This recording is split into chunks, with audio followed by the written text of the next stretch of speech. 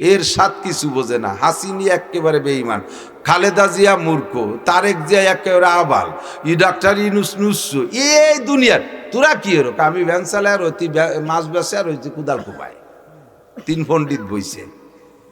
আর দেশে সব বড়কে দিয়ে দিচ্ছে। চেয়ারম্যান একটা আবাল, মেম্বারের কোনো বুদ্ধি নাই, এমপি একটা দামড়া, ও দলা হুজুরি এই, ওই শফিক সাহেব এই, ও নাসির সাহেব এই। তুমি কি এরকম নামাজ পড়িস? পড়ি রে, তুই কি দিন নামাজ পড়ি?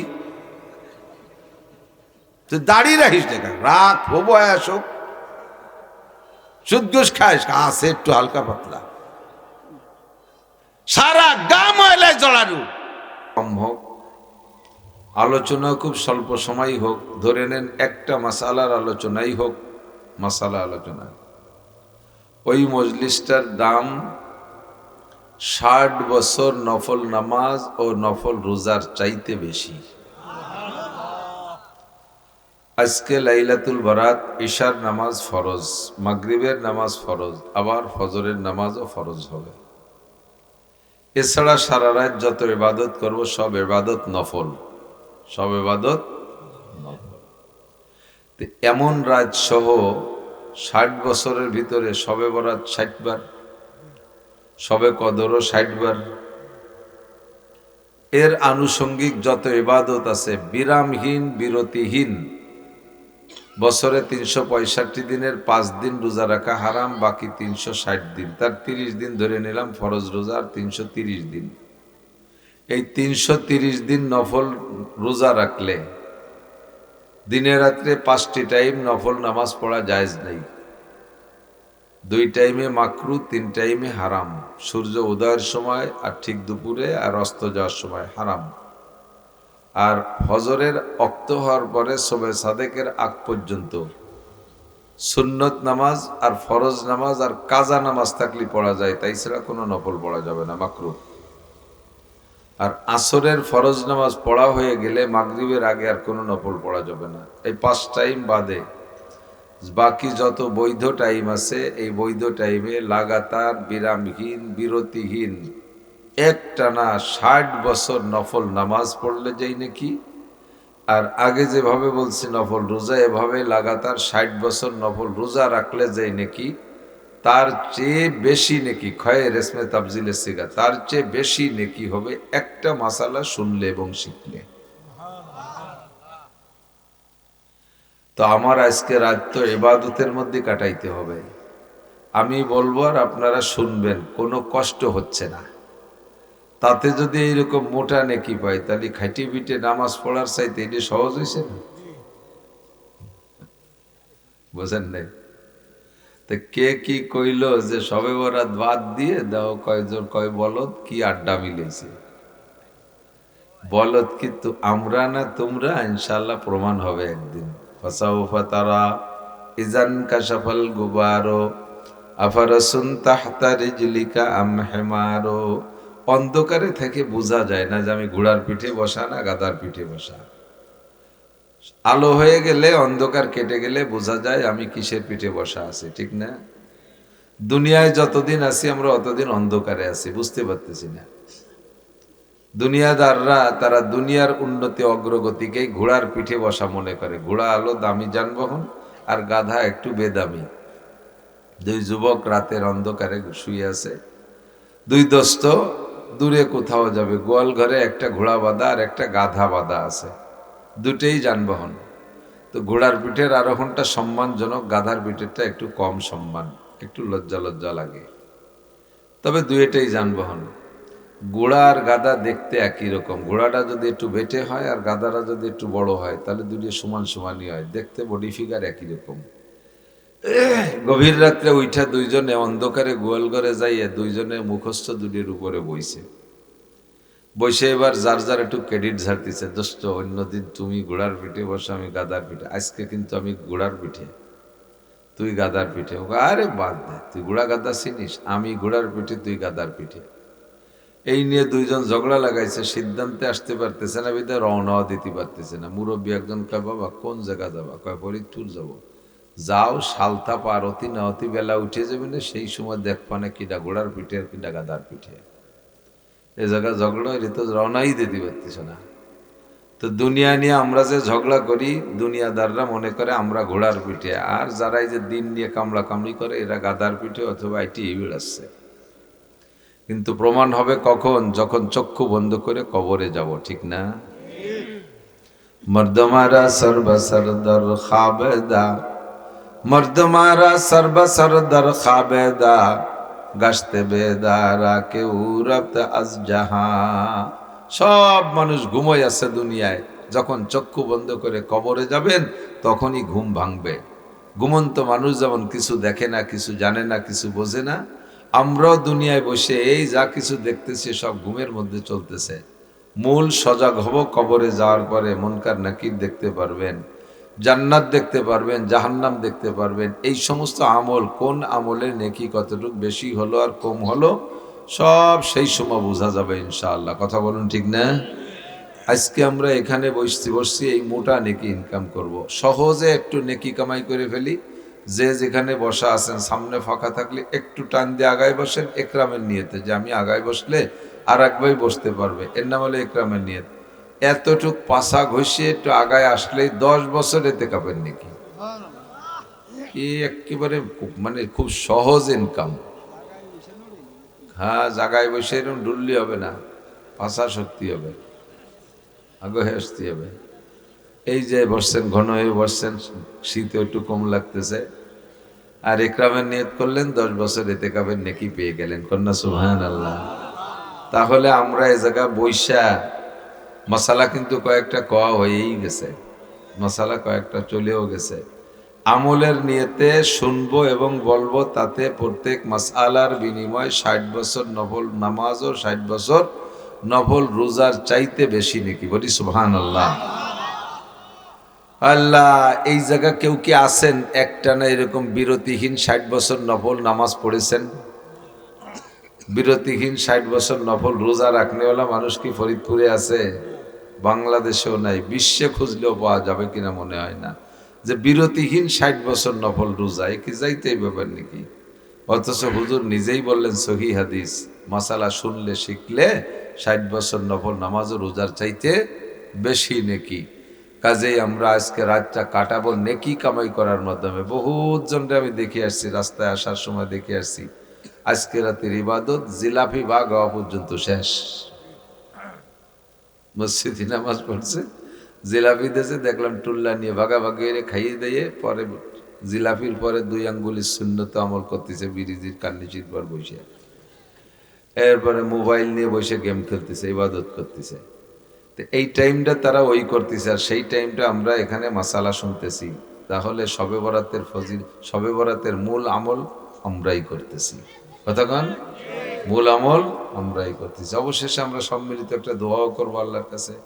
আজকে রাতটা হলো দোয়া কবুলের রাত। কোন রাত? দোয়া কবুলের রাত। আল্লাহ পাক, আল্লাহ যে আল্লাহ, আসলে বরিশালের একজন গুড় খায় আর কয় বদ্দা, আল্লাহ গুড় এত মিডিয়া কিভাবে বানালো? গুড় খায় আর কয় গুড় এত মিডিয়া, মানুষই বানাইতে পারতো না। আল্লাহই, আল্লাহ ছাড়া এ কাম কেউ করতে পারে না। তো আল্লাহ এত বড় দয়াবান মেহেরবান, কি দায় ঠেকছে আল্লাহ? আমি দোজখে গেলে আল্লাহর কোনো ক্ষতি, ভেস্তে গেলে আল্লাহর কোনো লাভ। তো আমরা ভেস্তে আর দোজখে গেলে আল্লাহর কোনো লাভও নাই, লসও নেই। কিন্তু আল্লাহ পাক রব্বুল আলামিন আজকে তার রহমতকে আখেরি আসমানে পাঠায় দিছে মাগরিবের পর। আল্লাহ পাক নিজেই ডাকতে আছেন, আলা মুস্তাগফিরিন ফাগফিরালাহ। ওই গুনাহগার কারা কারা আছো? সুদখোর, ঘুষখোর, দুর্নীতিবাজ, ফাঁকিবাজ, লম্পট, লুচ্চ, মদখোর, গাঁজাখোর, এবাখোর, হিরোইনখোর, ফেন্সিডিলখোর, জেনাখোর, তাড়ি বিড়ি যারা যা খেয়ে বেড়াও, যা যা আকাম কুকাম করছো সারা জীবন ভরে, গুনাহ করনেওয়ালা মানুষ তো এর মধ্যে একজনও নাই। আমরা গুনাহ না করনেওয়ালা কেউ নাই, এ বলা যায়, ঠিক না? গুনাহ করনেওয়ালা কেউ নাই এ বলা যাবে না। গুনাহ না করনেওয়ালা কেউ নাই এই কথা বলা যাবে, যে গুনাহ না করনেওয়ালা কেউ নাই। সকলেই আমরা কম বেশ করে থাকি। আমি বলি না, নবী বলেন কুল্লুকুম খাত্তাউন, কুল্লু বানি আদমা খাত্তা। বনি আদম সকলেই গুনাহগার, সকলেই গুনাহগার। তবে আল্লাহর রাসূল বলেন খায়রুল খাত্তাঈন আত-তাওয়াবুন। বড় মজার কথা। তো গুনাহগারদের ভিতরে আবার আল্লাহর কাছে বড় পছন্দের গুনাহগার, যে গুনার পরে তওবা করে, গুনার পরে তওবা করে। বান্দা গুনাহ করবে আল্লাহ জানে, গুনার জগৎ, গুনাহ করানোর জন্য, গুনাহ করানোর জন্য পিছনে শত্রুও লেগে আছে। নাম কি? মিস্টার ইবলিস। কি নাম? মিস্টার। মিস্টার দিয়ে কোন নাকি হযরত মাওলানা ইবলিস? মিস্টার ইবলিস।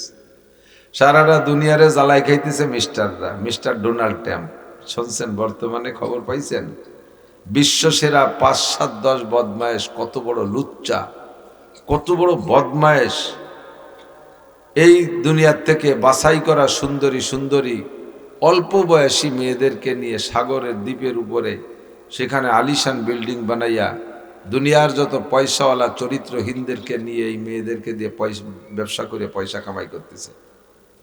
14, 15, 16, 12, 13, 14, 15, 16 এই বয়সী মেয়েগুলোকে নিয়ে কারা কারা এইগুলো করতেছে?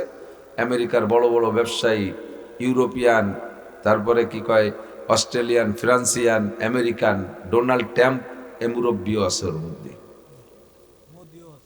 হ্যাঁ, এই মোদি গদি এরা সব আছে, ওই নুচ্চ পাল্টি সব সেই জায়গায় আড্ডা করে যায়। তো এই মিস্টাররাই দুনিয়ারে জ্বালাই খাইতেছে, মধ্যপ্রাচ্যে আগুন জ্বালাচ্ছে, সারা দুনিয়াটা জ্বালায়। তো এই মিস্টারকে নেতা, মিস্টারের নাম মিস্টার ইবলিস। নাম কি? মিস্টার ইবলিস, ঠিক না?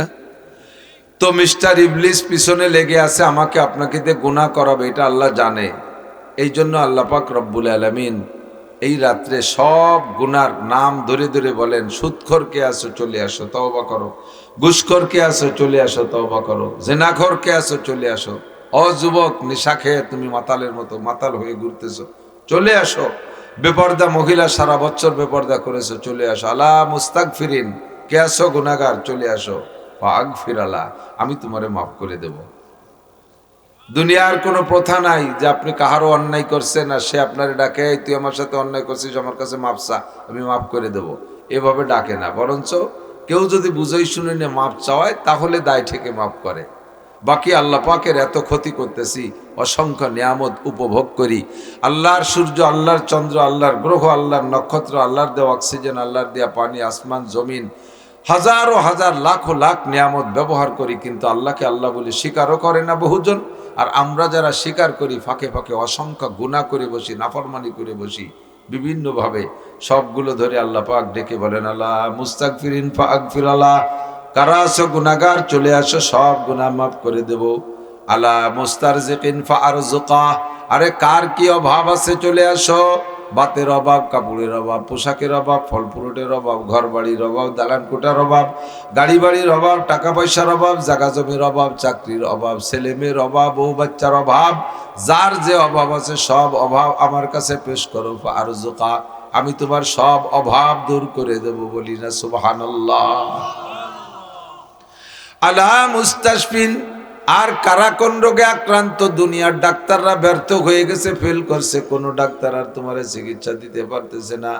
বাংলাদেশের ডাক্তার ফেল, চলে গেছো মাদ্রাজ চেন্নাই, সেখানের ডাক্তাররা ফেল, চলে গেছো সিঙ্গাপুর, তারাও কইল পারবো না, চলে গেছো লন্ডন, পয়সা আছে। লন্ডন আলারাও বললো এ রোগের কোনো চিকিৎসা নাই, বাড়ি যে যা মনে চাই তাই খান।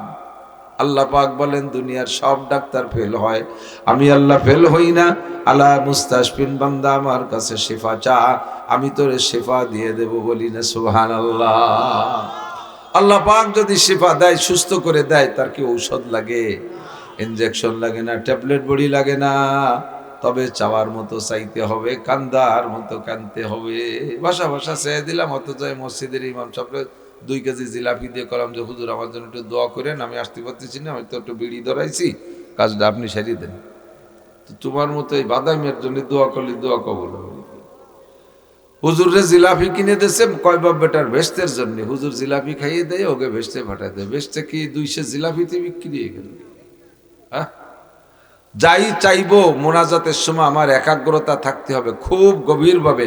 অনেকে মোনাজাত করে আর এইভাবে দড়ি পাতি তালে থায়, দেখলেন না? রব্বানা যালামনা আনফুসানা ওয়া ইল্লাম তাগফির লানা আল্লাহ রব্বানা, এই সমস্ত মোনাজাতে আল্লাহ কিচ্ছু দেয়। এই রাস্তায় কথা কয় কারা? মোনাজাতের সময় আপনার একাগ্রতা হবে এমন ভাবে মোনাজাত, প্রত্যেকটা কথা বলবো আমি আল্লাহর কাছ থেকে ওইটা আদায় করে নিয়ে তারপরে দ্বিতীয় কথা বলবো। আল্লাহর এক বান্দা কয়, আল্লাহ আমি তোমার জিকির করতে আর একটা সিজদাও দিতে পারবো না, আমি আর একটা সিজদাও দিতে পারবো না। তুমি বলো যে আগের সিজদাগুলো কবুল করছো কিনা, আমার আগের সিজদা কবুল করছো বলো, নইলে আমি সিজদা দেবো না। এ কথাটা বলা যায় কার কাছে? আল্লাহর কাছে না। কার কাছে? যার সাথে এরকম গভীর দাবি সান্দা যায়, যার কাছে দাবি করা যায়, এরকম সম্পর্ক আছে যার কাছে, ঠিক না? তোমার কাছে আমি আগে যা চাইছি সেটা দেবা নাকি সেটা বলো, তারপরে নতুন করে চাবো, আর একটা সিজদা দেবো যদি তুমি আগের সিজদা কবুল করো। এবার রোজা রাখবো যদি গতবারে রোজা কবুল করো, ফজরের নামাজ পড়বো যদি ঈশা কবুল করো। সম্পর্কটা এরকম তৈরি করিয়া তারপরে চাইলে কিন্তু আল্লাহ একটু দেরি করে না। বাচ্চা নাম হলো হাজ্জাজ ইবনে ইউসুফ, জালেম বাচ্চা ছিল, মুসলমান, কিন্তু মুসলমানদের মধ্যে তো কত জালেম আছে না, নামে মুসলমান। জালেম বাচ্চা হাজ্জাজ ইবনে ইউসুফ হাজার হাজার আলেম ওলামাদেরকে মারছে। এই হাজ্জাজ গেছে হজ করতে, হজে যাইয়া কাবা ঘর তওয়াফ করতেছে। ও তো বাচ্চা, তো একটু অহংকারী ভাবে ঘোড়ার পিঠে তওয়াফ করতেছে। তো তওয়াফের ভিতরে দেখে এক লোক বৈশা বৈশা কাঁদতেছে, ভীষণ কাঁদতেছে। লোকটার চোখ নাই, অন্ধ। উনি তাকে ডেকে নিয়ে বলছে, এই কাঁদিস কেন? কবে আইছিস হজে? কয় যে আসছি কয়েকদিন। কয় তওয়াফ হইছে? কয় 7 গুল্লি তেলে এক তওয়াফ বলে, সবুজ বাতি আছে ওখান থেকে ঘুরে এসে ওই জায়গায় আসলে এক তওয়াফ হয়, এভাবে 7 চক্করে এক তওয়াফ। তো বলে 7 চক্করের 4 চক্কর হইছে আর 3টে বাকি আছে। তুই কাঁদিস কেন? কি জন্য কাঁদিস? কয় আমি আর কিছু না, আমি এবার তওয়াফে কাঁদতেছি আমার চোখের জন্যে। আল্লাহ সবাই যে 2টো চক্ষু দিয়েছে, দুনিয়ার আল্লাহর কত কুদরত, তারা চোখ দিয়ে দেখে। আমাকে আল্লাহ তাআলা জন্মসূত্রে চক্ষু 2টে দেয় নাই। আমার যে মায়ের পেটে জন্ম নিলাম সে মার মুখখানা আমি দেখতে পারি না, আব্বা জন্মদাতা আব্বারে দেখতে পারি না।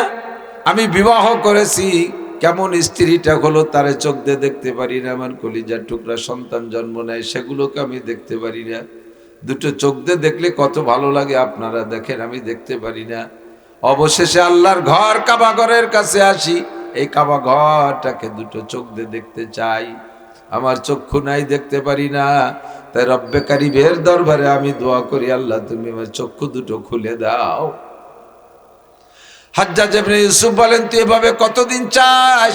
কয় প্রত্যেক হজের মৌসুমে আসি আর আমি কাঁদি, আমার চোখ খোলে না।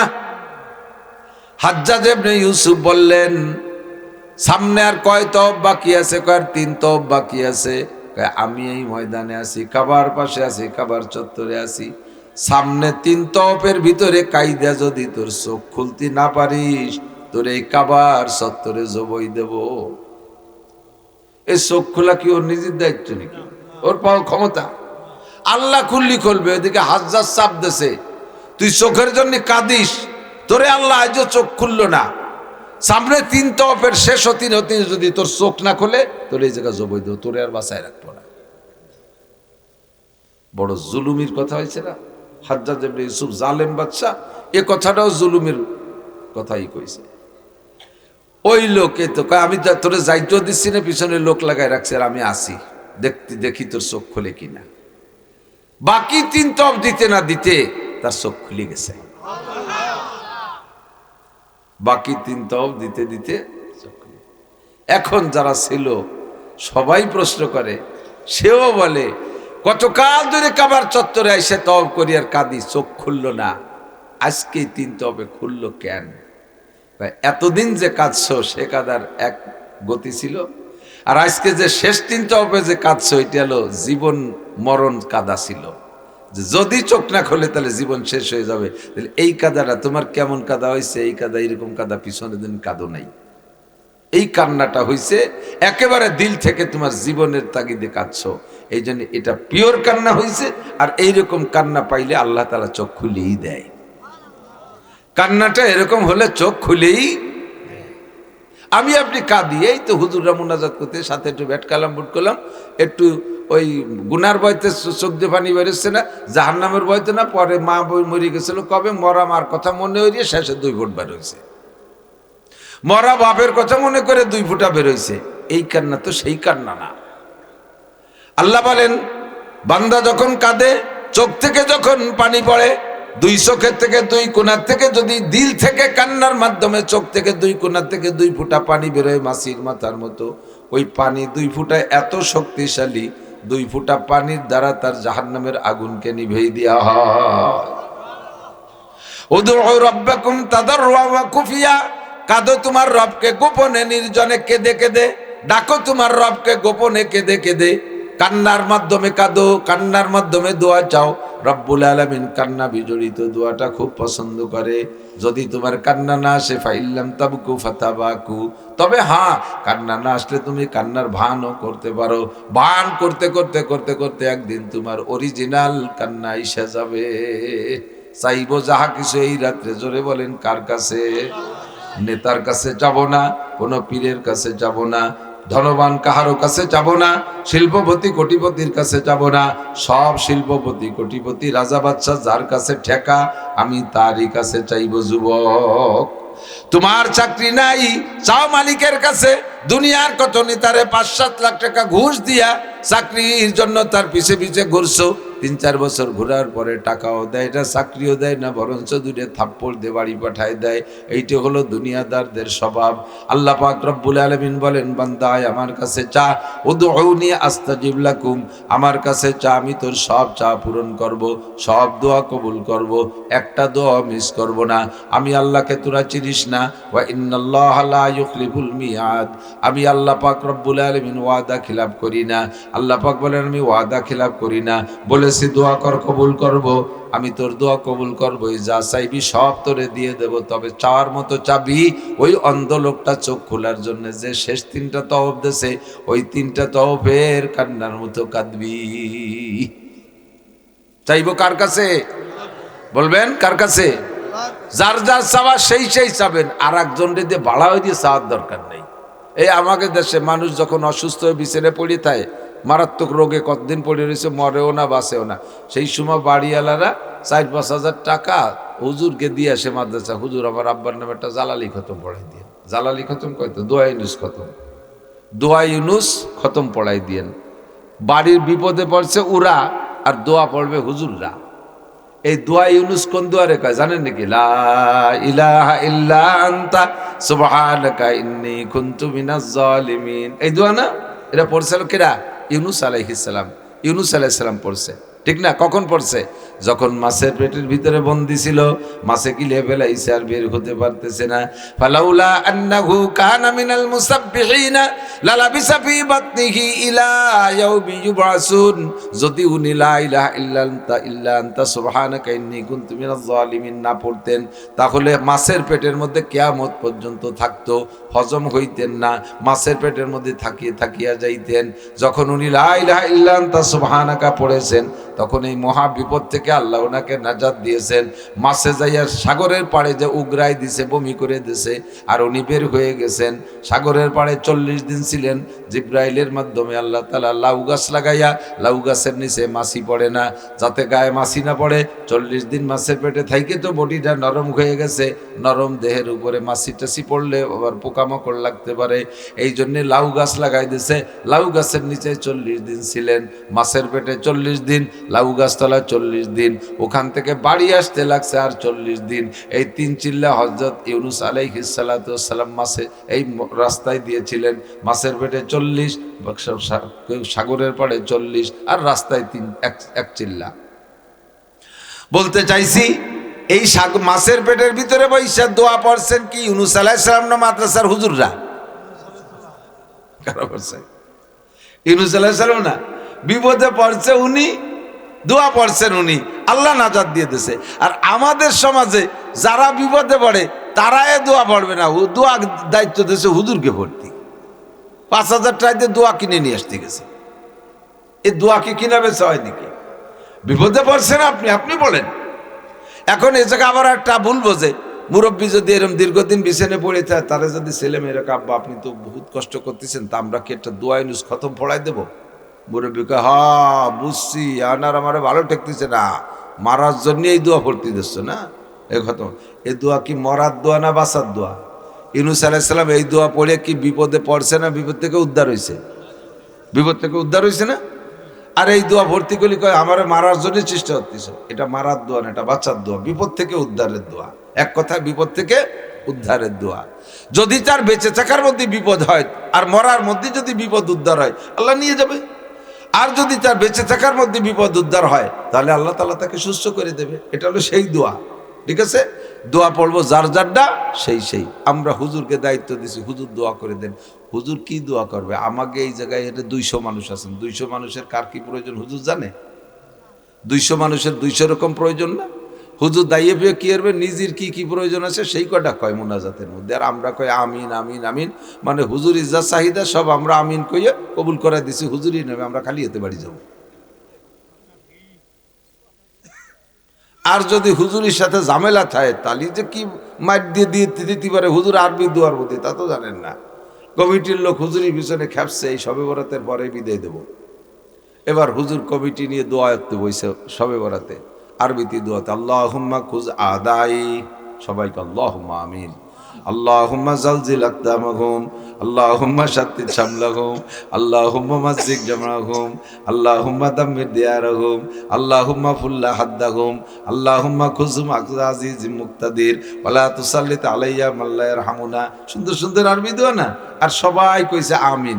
যে কয়জন আমিন কইছে সব দোয়া সেই কয়জনের নামে বদদোয়া আছে হুজুর।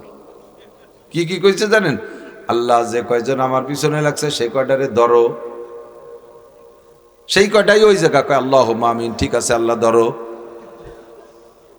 আল্লাহুম্মা মাজ্জিক জামআহুম, আল্লাহ এদের ভিতরে বিক্ষিপ্ত বিচ্ছিন্নতা সৃষ্টি করে দাও। ওরা কয় আল্লাহুম্মা, জি আল্লাহ কেনজাম লাগাই দাও। আল্লাহুম্মা সাব্বিত উজুহাহুম, আল্লাহ যে কটা আমারে কালকে চাকরি ছুটে দেবে সেই কটার মুখ কালা করে দাও। সাথে সাথে ঘুষোঘুষি লেগে মুখ কালা হয়ে গেছে। এই দোয়া হুজুরেতে করানোর কোনো দরকার নাই। দোয়া করব, আমার দোয়া আমি করব, আমার কি কি প্রয়োজন সব আমি জানি। উদউ রাব্বাকুম তাদাররুয়া খুফিয়া, খুফিয়া মানে গোপনে, খুফিয়া মানে গোপনে। মাইকি দোয়া করলে কি গোপনে না প্রকাশ্যে হয়? এটা প্রকাশ্য হয়ে যায়। আর আরবিতে দোয়ার আরেকটা আরবি হলো মুনাজাত। মুনাজাত মানে আরবি শব্দ না যায় ইউনাজি, মুনাজাত মানে কানে কানে কথা বলা। মজলিসের মধ্যে জোরে জোরে কথা বলতেছে, এর দুটি কথা একটু গোপনে বলতে হবে। ভাইজানের কানটা নিয়ে মুহির সাথে কান মিশাইয়া আস্তে আস্তে ফিস ফিস করে রেখা কানে কথা না? তাহলে আরবি মুনাজাত মানে হলো কানে কথা বলা। তার মানে নিজের একান্ত প্রয়োজনগুলো গোপনে গোপনে আল্লাহরে কও। আল্লাহরে জোরে না করলে শোনে না তা না। আল্লাহ পাক রব্বুল আলামিন নিজেই বলেন ওয়া ইযা সাআলাকা ইবাদি আন্নী ফা ইন্নী করিবি। হে নবী, আপনার কাছে আমার বান্দারা জিজ্ঞেস করতে পারে আল্লাহ কত দূর থাকে, আল্লাহরে কত জোরে ডেকে শুনাইতে হবে। বড় মাইক দিয়ে ডাকটা দিলে আল্লাহ শুনবে না এরকম নাকি? চিল্লাই চিল্লাই জাপড় সারি স্লোগান দিয়ে দল ধরে না ডাকলে আল্লাহ শুনবে না এরকম নাকি? আপনি তাদেরকে বলে দেন ফা ইন্নী করিব, আমারে জোরে ডাকা লাগে না, আমি আল্লাহ তোমার নিকটে আছি। ও আল্লাহ তুমি কত নিকটে আছো? আল্লাহ কয় ওয়ানাহনু আকরাবু মিন হাবলিল ওয়ারিদ, তোমার দেহের ভিতরে সব অঙ্গগুলোই তোমার কাছে, তোমার নিকটে। তবে তোমার ঘাড়ের উপর থেকে যেই রগটা নিচের দিক গেছে, এই সে কি বলা হয় মেরুদণ্ডের ভিতর দিয়া, ওই রগটার নাম হলো শাহরগ। মানুষের সবচাইতে নিকটের অঙ্গ হলো শাহরগ। আল্লাহ পাক বলেন ওয়ানাহনু আকরাবু মিন হাবলিল ওয়ারিদ, আমারে জোরে ডাকা লাগবে না, দল ধরে চিল্লাই বলা লাগবে না, স্লোগান দিয়ে দোয়া করা লাগবে না, মাইকি মুনাজাত করা লাগবে না, আমি তোমার শাহরগের চাইতে নিকট। গোপনে গোপনে নির্জনে ডাকো। মসজিদের কোনায় বসে ফিস ফিস করে একা একা বলবেন। রুমে যাইয়া বয়ানের শেষে রুমের মধ্যে বসে একা একা ফিস ফিস করে বলবেন রব্বুল আলামিন, লেখাপড়া এখন শেষ, কর্মজীবন খুঁজে পাচ্ছি না, আব্বা মার উপরে বোঝা হয়ে গেছি, বিবাহ শাদীও করা দরকার, চাকরি বাকরিও নাই, আয়ের উৎস নাই। রব্বুল আলামিন এইভাবে বেকার বানায় ফেলে রেখো না। আমার মতো যুবক এখন কর্ম করব, আব্বা মারে কামাই করে খাওয়াবো, তুমি একটা ইনকামের সোর্স খুলে দাও হালাল ভাবে। রব্বুল আলামিন, আমার এখন বার্ধক্যে এসে গেছি, সব ছেলে মেয়ে বিয়ে দিয়ে ফেলাইছি, ছোট মেয়েটার বয়স বেড়ে যাচ্ছে, আল্লাহ কোথাও থেকে কোনো কাজ আসতেছে না, মেহেরবানি করে তুমি তাড়াতাড়ি মেয়েটার বিবাহের ব্যবস্থা করে দাও। এই আল্লাহ কালামুল্লাহ চাচার ছোট মেয়েটার নাম কাজলি, তার বয়স 39 বছর, বিয়ে শাদী হচ্ছে না, সে একটু টেরা টেরা আছে, উত্তর দিক তাকায়, দক্ষিণ দিক দেখে, একটু ঠ্যাং খান টেনি টেনি ওঠে, এর কোনো বিয়ে শাদী হচ্ছে না, ভালো একটা ছেলের জোগাড় করে দাও। কি মাইকি পাওয়া যায়? তাহলে সেই চাচারে আর ওই কাজলিরে দিন ভরে সবাই খেপাই নিয়ে বেড়াবে না? এটা মেয়ের বাপ আল্লাহর কাছে বলবে, মেয়ে নিজে বলবে। দোয়া করবেন কি কইয়া? রব্বানা হাবলানা। এই যাদের বিবাহ শাদী হচ্ছে না, দেরি হয়ে যাচ্ছে, রেগুলার এখন থেকে 5 ওয়াক্ত নামাজের পরে যার যার দোয়ার মধ্যে শরীক করে নেবেন। আজকে রাত্রে বেশি বেশি করে দোয়া করবেন, এই মুনাজাতটা পড়বেন। রব্বানা হাবলানা মিনা আজওয়াজিনা ওয়া যুররিয়াতিনা কুররাতা আয়ুন ওয়াজআলনা লিল মুত্তাকিনা ইমামা। আপনাদের যাদের ছেলে মেয়ের বিবাহ হচ্ছে না, কন্যা বা ছেলে খুঁজে পাচ্ছেন না, ভালো মিল হচ্ছে না, বিয়ে হচ্ছে না, বা মেয়েরা যারা বিয়ে হতে দেরি হয়ে যাচ্ছে, এই দোয়াটা তারা বেশি বেশি পড়বেন। আব্বারা এই দোয়া বেশি পড়বেন, সন্তান নেককার হবে। মা এই দোয়া বেশি পড়বেন, সন্তান নেককার হবে। স্বামী স্ত্রী উভয় পড়বেন, দুইজনের মধ্যে সুসম্পর্ক, মিল মোহাব্বত পয়দা হবে। আল্লাহ পাক বলেন রব্বানা হাবলানা, তুমি বলো রব্বানা হাবলানা মিনা আজওয়াজিনা ওয়া যুররিয়াতিনা কুররাতা আয়ুনিন ওয়াজআলনা লিল মুত্তাকিনা ইমামা। রব্বুল আলামিন, আল্লাহ পাক রব্বুল আলামিন আপনার এই দোয়া কবুল করবে, সব এই জাতীয় সমস্যার সমাধান হয়ে যাবে। আল্লাহুম্মা রযুকনা রিজকান ওয়াসিআন হালালান তাইয়্যিবা। আল্লাহ প্রশস্ত হালাল রিজিকের ব্যবস্থা করে দাও। আল্লাহুম্মা রযুকনি হায়াতান তাইয়্যিবা হায়াতান তাবিলা বিসসিহাতি ওয়াল ইফাতি ওয়াল আফিয়াতি ওয়াল মাগফিরাতি ওয়াল গিনা। আল্লাহ তুমি আমাকে হায়াতে তয়্যিবা দান করো, সুস্থতার সাথে। খেয়াল করেন, দোয়া হায়াতের দোয়া যখন করবেন, শুধু হায়াতই চাইবেন না। লম্বা হায়াত পাইলেই তার মধ্যে কোনো ক্রেডিট নাই। 200 বছর হায়াত পাইছেন, হায়াত চাইছেন, আল্লাহ 200 বছর হায়াত দিয়েছে, লাস্টের 100 বছর প্যারালাইসিসে বারান্দায় পড়ে রয়েছেন। হায়াত 200 বছর, 100 বছর বারান্দায় প্যারালাইসিসে স্ট্রোক করে পড়ে রয়েছেন। এই 100 বছর হায়াতের 5 পাইরও দাম আছে, উঠো বাইরেও দাম আছে। বরঞ্চ বাড়িওয়ালারা আপনার এনে জ্বালায় মরে। ডেলি ডেলি হুজুর গেছে, হুজুর একটা খতম পড়ে আব্বারে মারিয়ে দিয়ে যায়নি, দেখেন দি তো উজো হইও না, বাইচু হইও না। বিছেন ফাটি আগিয়ে ভাইতে নষ্ট হচ্ছে। সেদিন আমার মার মুখ বলে কাশি বাইজি একের মাহাই বেলাই দিয়েছে। এই যে জ্বালা, এই হায়াতের কোনো দাম নাই। সুস্থতার সাথে, ইজ্জতের সাথে, প্রশস্ত হালাল রিজিকের সাথে, সম্মানের সাথে লম্বা হায়াতে তয়্যিবা দান করো। দোয়া করা যাবে না? দোয়া করা যাবে না? দোয়া এগুলিই করবেন। সর্বপ্রথম গুনার থেকে তওবা করবেন, গুনাহ মাফ চাইবেন। আর গুনার থেকে তওবা, গুনার থেকে যতক্ষণ পর্যন্ত খালেস অন্তরে তওবা না করবেন, শুধু দোয়া গুনাহ, শুধু তো আস্তাগফিরুল্লাহ পড়লেই কাজ হবে না। অন্তর থেকে গুনাহকে গুনাহ বোঝেন, গুনাহকে গুনাহ বোঝেন। গুনাহকে যদি গুনাহ মনে করেন তাহলে তওবা করা সম্ভব। আর যদি গুনাহ আপনার অভ্যাসে খেয়াল করে না, গুনাহ যদি আপনার অভ্যাসে পরিণত হয়ে যায়, গুনাহ যদি আপনার অভ্যাসে পরিণত হয়ে যায়, তখন গুনারে গুনাহ মনে হয় না, তখন আপনি সেই গুনাহ থেকে তওবা করতে পারবেন না। রেগুলার টেলিভিশনে নোংরা ছবি দেখতে দেখতে অভ্যাসে পরিণত হয়ে গেছে, এখন এই টেলিভিশন দেখারে গুনাহ মনে হয় না। ফেসবুক ইউটিউবে ল্যাংটা ছবি দেখতে দেখতে অভ্যাসে পরিণত হয়ে গেছে। এরা যাদের অভ্যাস হয়ে গেছে, মসজিদের মধ্যে মোবাইল অন করে বসে আর সেগুলো দেখা শুরু হয়ে যায়, এই লোকটাই গুনারে গুনাহ মনে করে না।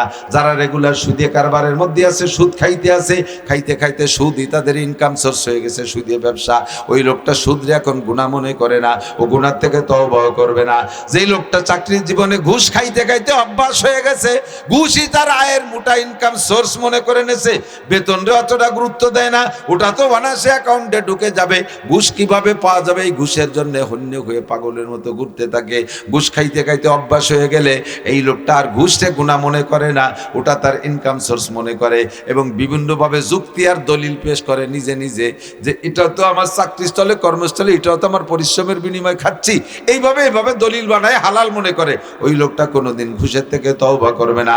জিনা করতে করতে অভ্যাস হয়ে গেছে, ধরা পড়ে না, ধরা পড়ে না, আল্লাহ ধরাই দিচ্ছে না। আল্লাহ কা ইন্না বাচ্চা রাব্বিকা লাশাদীদ সানাস্তাদরিজুহুম মিন হাইসু লা ইয়াহতাসিব সানাস্তাদরিজুহুম মিন হাইসু লা ইয়ালামুন। আল্লাহ পাক বলেন ফামাইকিলিল কাফিরিনা আমহিলহুম রুয়াইদা। গুনাহ করার সাথে সাথে আমি অ্যাকশনে যাই না, গুনাহ করার সাথে সাথে অ্যাকশনে যাই না, আমি সুযোগ দেই দেখি বান্দা স্বেচ্ছায় তওবা করে কিনা। যদি তওবা করে আর ফেরেশতাদেরকে লিখতেও দেই না। যখন গুনাহ করতে করতে সীমা লঙ্ঘন করে, তখন আমি আর না ধরে পারি না। হে যুবক, আবাল, বৃদ্ধ, বনিতা, নারী আর পুরুষ, মনে রাখবা, আর আল্লাহ পাক যেদিন ধরে, আল্লাহ যেদিন ধরে, আল্লাহর হাত থেকে কেউ ছুটতে পারে না। এই কথা বলেন ঠিক কি ঠিক না? সানাস্তাদরিজুহুম মিন হাইসু লা ইয়ালামুন। কোন দিক দিয়ে কারে ধরবে তুমি জানো না। কেউ রে চোখের মধ্যে চোখের পাওয়ার কেড়ে নেবে, এভাবে ধরবে। কের ব্রেন স্ট্রোকের মাধ্যমে ধরবে, কের হার্ট স্ট্রোকের মাধ্যমে ধরবে, কের বাল্ব খারাপ করে দিয়ে ধরবে, কের কিডনি ড্যামেজ করে দিয়ে ধরবে, কের পাকস্থলীতে পচন ধরাই দেবে, কের ব্লাড ক্যান্সার দিয়ে দেবে, কের প্যারালাইসিস করে অঙ্গ এক একটা অঙ্গ হানি করে ফেলায় রাখবে, কোন দিক দিয়ে কারে ধরবে কেউ জানো না, এটা আল্লাহ পাকই জানে। আল্লাহ কয় গুনাহ করো আর সাথে করেই যাচ্ছ, মনে করতেছো তাৎক্ষণিক আমি কোনো অ্যাকশনে যাচ্ছি না বিদায় তুমি এটাকে বৈধ মনে করছো, মনে করতেছো যে গুনাহ করলে কি হয়, কতই তো করলাম কিছুই তো হলো না। বান্দারে যেদিন হবে সেদিন তুমি বাঁচতে পারবা না, ধরবে যেদিন। বহুত জনকে ধরিয়ে দেখাইছে। দুঃখের বিষয় হলো মানুষ এগুলো প্রক্ষেপ করে না। আল্লাহ কিসসাগুলো বলে বলেন, এ ফাতাবিরু ইয়া উলিল আবসার, নমরুদরে কিভাবে ধরছি কিসসাটা শুনে ওখান থেকে উপদেশ গ্রহণ কর। ফিরাউনরে কিভাবে মারছি কিসসাটা শুনে উপদেশ গ্রহণ কর। তার মানে তুই ফিরাউনি স্বভাব ছেড়ে দে। কার সাদ্দাদরে কিভাবে মারছি কিসসাটা শুনে সেখান থেকে উপদেশ গ্রহণ কর। বর্তমান বিগত অতীত সবকিছু দেখেন, এরকম বহুত ঘটনা আল্লাহ ঘটায় দেখাইছে। বহুত প্রভাবশালী সমাজ নেতা, সমাজের বহুত প্রভাবশালী মাতুব্বারদেরকে দেখেছি জীবনের শেষ দিক দিয়ে স্টক করে পড়ে রইছে, পেশাব পায়খানা একসাথে গুলাই ফুলাই নইছে, নিজের ভাত কটা নিজে হাদ্য ধরে মুখে উঠাই খাইতে পারে না, মসজিদে নামাজ পড়তে যাইতে পারে না, আউ মাউ খাও মাওয়ারে কথাটাও ক্লিয়ার করে বলতে পারে না। এরকম জালেম, এরকম অন্যায় বিচারক মাতুব্বারদেরকে দেখছেন কি দেখেন নাই? বহু চাকরিজীবীকে দেখেছি, ডিপার্টমেন্টে চাকরি করছে, ডিপার্টমেন্টের নাম বলবো না, চাকরি যতদিন করছে ততদিন শক্তি খাটায় সব কামাই করে আসছে, বাড়ি আসার পরে শেষ দিক দিয়ে 5-7 বছর প্যারালাইসিসে পড়ে রয়েছে, হাত দুটো অচল, পা দুটো অচল, বড় অসহায় হয়ে পড়ে আছে। আল্লাহ কয় কখন কারে ধরবো আমি জানি। ও বান্দা সুযোগ আছে, আজকে রাত লাইলাতুল বরাত, আয় সবাই আয় সবাই আয়, 7 আগার তওবা শেখাস্তি বাজা, ভয় নাই 100 বার তওবা করেছিস আর ভঙ্গ করেছিস, আমি আল্লাহ পাক দরজা খুলে রেখেছি। কুলিয়া ইবাদিয়াল্লাযীনা আসরাফু আলা আনফুসিহিম লা তাকনাতু মির রাহমাতিল্লাহ ইন্নাল্লাহা ইয়াগফিরুদ যুনুবা জামিআ ইন্নাহু হুয়াল গফুরুর রহিম। জীবনে যত গুনাহ করেছো নিরাশা হয়ে যেও না, আমি আজকে ক্ষমার দরজা খুলে দিয়েছি, বান্দা চলে আসো, তোমার সব গুনাহ মাফ করে দিয়ে আর একটা বোনাস দিয়ে দেব অতিরিক্ত।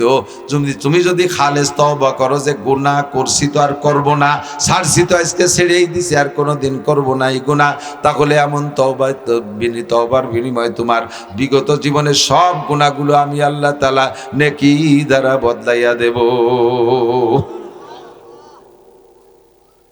খেয়াল করতেছেন? তওবা করা যাবে তওবা করা যাবে সাথে ইনশাআল্লাহ কইলে তওবা হবে না। তার মানে আজকে করব না, ইনশাআল্লাহ কোনো একদিন করব, এর নাম তওবা না। গুনাহ থেকে তওবা করেই ফেললাম, গুনাহ করবই না, পাক্কা প্রতিজ্ঞা। গুনাহ কি এটা আপনার জানতে বাকি নাই। গুনাহ কি জানেন না এমন কোনো মানুষ নেই, আর নেকি কিসে কিসে হয় তাও জানেন না, সাবালেগ নারী আর পুরুষ কেউ বাকি নাই, সকলেই জানেন। নেকের কাজ ছাড়বো না, গুনার কাজ করব না, পাক্কা তওবা আজকে রাত্রে করেন, তাহলে আল্লাহ পাক রব্বুল আলামিন আমার আপনার সব গুনাহ পিছনের মাফ করে দেবে। কয় কত মাফ করবে হুজুর, কত মাফ করবে? কি পরিমাণ যে করছি, আমি এত গুনাহ করছি তা আমি আর আল্লাহ ছাড়া কেউ জানে না, আপনি তো জানেন না, এই জন্য আমার ভয় লাগতেছে। আল্লাহ কয় না, নবী পাক বলেন তোমার গুনার সংখ্যা যদি হয় কাদাদি আওরাকিল আশজার, পৃথিবীতে যত গাছ আছে আর এতে যত পাতা আছে গুনিয়ে সারা যাবে, এত সংখ্যাও যদি গুনাহ হয়। কাদাদি রমালিল আর, জমিনে যত বালুকণা আছে এত যদি হয় গুনাহ, এটা কি সম্ভব গুনাহ? এরপরে বলে কাদাদি জাবাদিল বাহার, দুনিয়ায় যত পানি আছে পানিকে ভাবে বাতাসে উড়িয়ে দিলি কণা কণা হয় না, এতে যত কণা হবে এত সংখ্যাও যদি গুনাহ হয়। এমনকি 3টে মিলে যত সংখ্যা হবে, আজকে তুমি খালেস দিলে তওবা করো, এই গুনাহ যা করছি আর করব না, এই গুনাহ যা করছি আর করব, এভাবে পাক্কা প্রতিজ্ঞা করে যদি সামনে ফাওয়ামিলা আমালান সালিহা নেক আমল করতে থাকেন গুনাহগুলো ছেড়ে দিয়ে, আল্লাহ পাক বলেন ফাউলাইকা ইউবাদদিলুল্লাহু সাইয়্যাতিহিম হাসানাত, এই 3 প্রকারের যত গুনাহ আছে সব গুনাহ নেকি হয়ে যাবে। হযরত আবু বকর আর ওমর দুইজনের একটা ঝগড়া। উমর রাদিয়াল্লাহু তাআলা আনহুকে আবু বকর যাইয়ে বলতেছে, দোস্ত আজকে একটা আয়াত শুনিয়েছি হুজুরির কাছে, মজার কথা, মজার একটা আয়াত শুনিয়েছি, এই আয়াতের দৃষ্টিকোণ থেকে আমি হিসাব নিকেশ করে পাইছি ওমর তোমার নেকি আমার চাইতে বেশি। কেডা কয়? আবু বকর। কারে কয়? ওমরকে বলেন তোমার নেকি আমার চাইতে বেশি, তুমি আমার চেয়ে ভালো। এটা হলো সাহাবাই কিরামদের তর্ক। আর আমাদের তর্ক কি, আরে ওটা মানুষ রোগী, ওর তবলিগি গিরি কি হুজুর হয়ে যায় নাকি, আর হুজুর হলি কি বিশ্বাস হয়ে যায় নাকি, ও আমরা নামাজ না পড়লেও বহু হুজুর গেছে ভালো আছি। এরকম কিছু নেককার মানুষ আছে না? আমরা নামাজ না পড়লেও বহুত হুজুর গেছে ভালো আছি। যে নিজেকে নিজে এতটা ভালো বলে আত্মতৃপ্তি মনে করবেন, সে কখনো আর সামনের দিকে উজতি পারবেন না, ভালোর দিকে যাতে। আপনি তো মনে করতে আমি অনেক ভালো আছি। আর সাহাবায়ে কিরামদের স্বভাব, তুমি ভালো আমি ভালো না, আমি তোমার চেয়ে কম। আবু বকর কয় উমর রে ভাই তোমার নাকি আমার চেয়ে বেশি। হযরত ওমর কয় ভাইজান এই যা কন্টেন্ট এক হইয়েন না, আপনি কোথায় আবু বকর আর আমি কোথায় ওমর, এটা হিসেব হলো নাকি? কাজে পাগল, আমার কাছে দলিল আছে, তোমার নাকি আমার চেয়ে বেশি, এর দলিল আছে। কি দলিল? আজকে হুজুরির থেকে আয়াত শুনেছি, মনে নগদ নাজিল হয়েছে, যে ব্যক্তি গুনাহ থেকে তওবা করে আর সামনে নেক আমলের প্রস্তুতি নেয় আর নেক আমল করে, আল্লাহ তাআলা তার গুনাহ মাফ করে দিয়ে সমস্ত গুনাহ সংখ্যা পরিমাণ নেক আমল দিয়ে ভরপুর করে দেয়। তো তুমি এক সময় কাফের ছিলে, আমি এক সময় কাফের ছিলাম, তা আমি কাফের থাকা অবস্থায়, আমিও কাফের ছিলাম তুমিও কাফের ছিলে, তা আমি কাফের থাকা অবস্থায় অত আকাম করি নেই তুমি যত আকাম করছো। তুমি নবীকে মারতেও গেছো, নবীর কল্লা আনতে গেছো, আর আমি এই আকাম করে দিই। তবে কাফের ছিলাম, মূর্তি টুর্তি পূজা টুজা করছি। তা কাফের থাকাকালে আমি যে পরিমাণ আকাম করছি তার চেয়ে তুমি অনেক গুণ বেশি করছো। আর তওবা করার সাথে সাথে তোমার চেয়ে বেশি গুনাহগুলো 100টা বেশি নেকি হয়ে গেছে। সেই দিক দিয়ে তুমি কতখানি একা হয়েছো।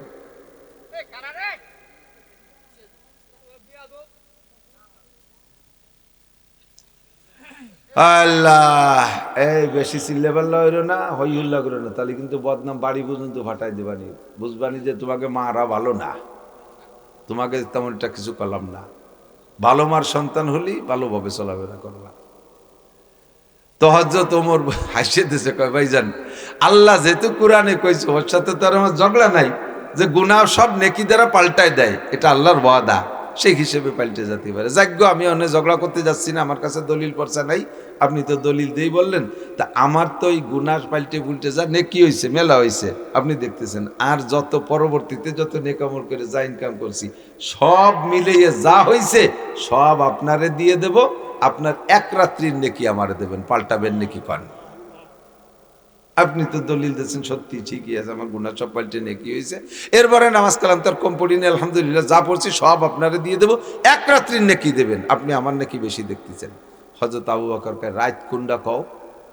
রাতটা হলো যে রাত্রে আপনি বিশ্বনবী মুহাম্মদ রাসূলুল্লাহ সাল্লাল্লাহু আলাইহি ওয়াসাল্লামকে নিয়ে কাফেরদের বেষ্টনী ভেদ করে মক্কা থেকে মদিনার দিকে হিজরত করে গারে সওর পর্যন্ত গিয়েছিলেন। ওই রাতটা বড় ইম্পর্টেন্ট রাত। রাতের বাকি অংশ এক রাত, পরপর 3টে রাত ওখানে ছিলেন।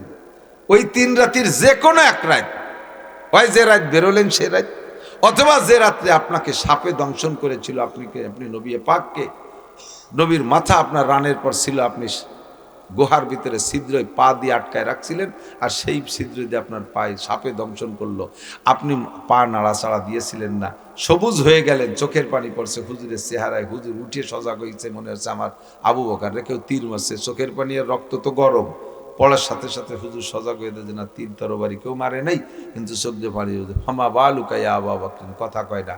হুজুর যখন উঠছে, আবু বকর অনাসে হেলে পড়ে গেছে, পড়ার সাথে সাথে পাও সরে গেছে, আর গর্তের মধ্যে দিয়ে সাপ আসছে। হুজুর দেখে যে পায়ের তলায় সাপের কামড়ের দাগ, হুজুর বুঝিয়ে ফেলাইছে।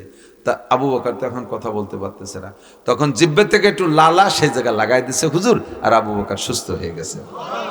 হুজুর বলে, আবু বকর তুমি সাপে কামড়াইলো তা আমারে ডাকলে না? আবু বকর বললেন, হুজুর আমি যদি মারাও যাই, আমার মতো লক্ষ আবু বকরের জীবনের চাইতে আপনার কিছুক্ষণের ঘুমের দাম বেশি, এই জন্য আমি ডাকিনি। সাপটা এসে মোড়া দিয়ে সাপের পেঁচাই যেভাবে বসে আর কি, সাপ এসে চুপ করে সামনে বসে রয়েছে। হুজুর কয়, সাপ তুই আমার আবু বকর রে কামড়াইলি? আবু বকর নবীর খেদমতে ছিল, তুই জানিস না? সর্প এসে কেন্দে বলে নবীবার, সর্প আমি ঈসা নবীর জামানার শুনেছিলাম, একদিন তাহার মুখেতে মুহাম্মদ নবী আসবে রে শেষ কালেতে। হুজুর আমার বয়স প্রায় 600 বছর, আমি ছোটবেলায় এখানেই ছিলাম, এখান থেকে ঈসা নবী তার হাওয়ারীদেরকে নিয়ে যাইতেছিলেন। এই পাহাড়ের পাদদেশে দাঁড়াইয়া ঈসা নবী বলেছিলেন, আমার পরে মিন বাদ ইসমুহু আহমদ, আমার পরে যিনি নবী আসবেন তিনি বিশ্ব নবী মুহাম্মদ রাসূলুল্লাহ। তার কওমের নির্যাতন সহ্য করতে না পারে আল্লাহর হুকুমে হিজরত করে এই পদ্মে মদিনায় যাবে, এই পাহাড়ের গুহার মধ্যে থাকবে। এইটা ঈসা নবী তার সাথীদেরকে বলেছিলেন। আমি পাহাড়ের পাথরের কোনায় বৈশা চুপি চাপি কথাটা শুনেছিলাম, আর সেই থেকে আমি চিন্তা করলাম তাহলে ওই নবীর সাথে আমার সাক্ষাৎ হবে কিভাবে। যখন বলেছিলেন এই গুহার মধ্যে থাকবে, আমি গুহার মধ্যে ঢুকলাম। ঢুকে চিন্তা করি যে আমি যদি এখানে এমনি থাকি, মানুষ তো সাপ দেখলে সাপরে সবাই শত্রু মনে করে, সাপ না মাইরা ওই গুহার মধ্যে কেউ বসবাস করবে না। কাজেই ওপেন জায়গা না তাইকা আমি ছিদ্র করা শুরু করলাম। এই 600 বছর 500 বছর পর্যন্ত, 570 বছর আপনি আসার আগ পর্যন্ত প্রায় 600 বছর হয়ে গেছে আমি এই গুহার মধ্যে থাকি। 100টা ছিদ্র বানাইছি, একটা ছিদ্র বানাই বহু চেষ্টা করে, পাথর ছিদ্র করা তো কঠিন। একটা ছিদ্র বানাই, মনে করি একটা ছিদ্র তো বন্ধ করে ফেললে তারপরে বেরোবো কোন জায়গা দিয়া, আর একটা ছিদ্র করি। এইভাবে আমি 100 ছিদ্র বানাইছি যে কোনো না কোনো ছিদ্রর মুখ খোলা থাকবে।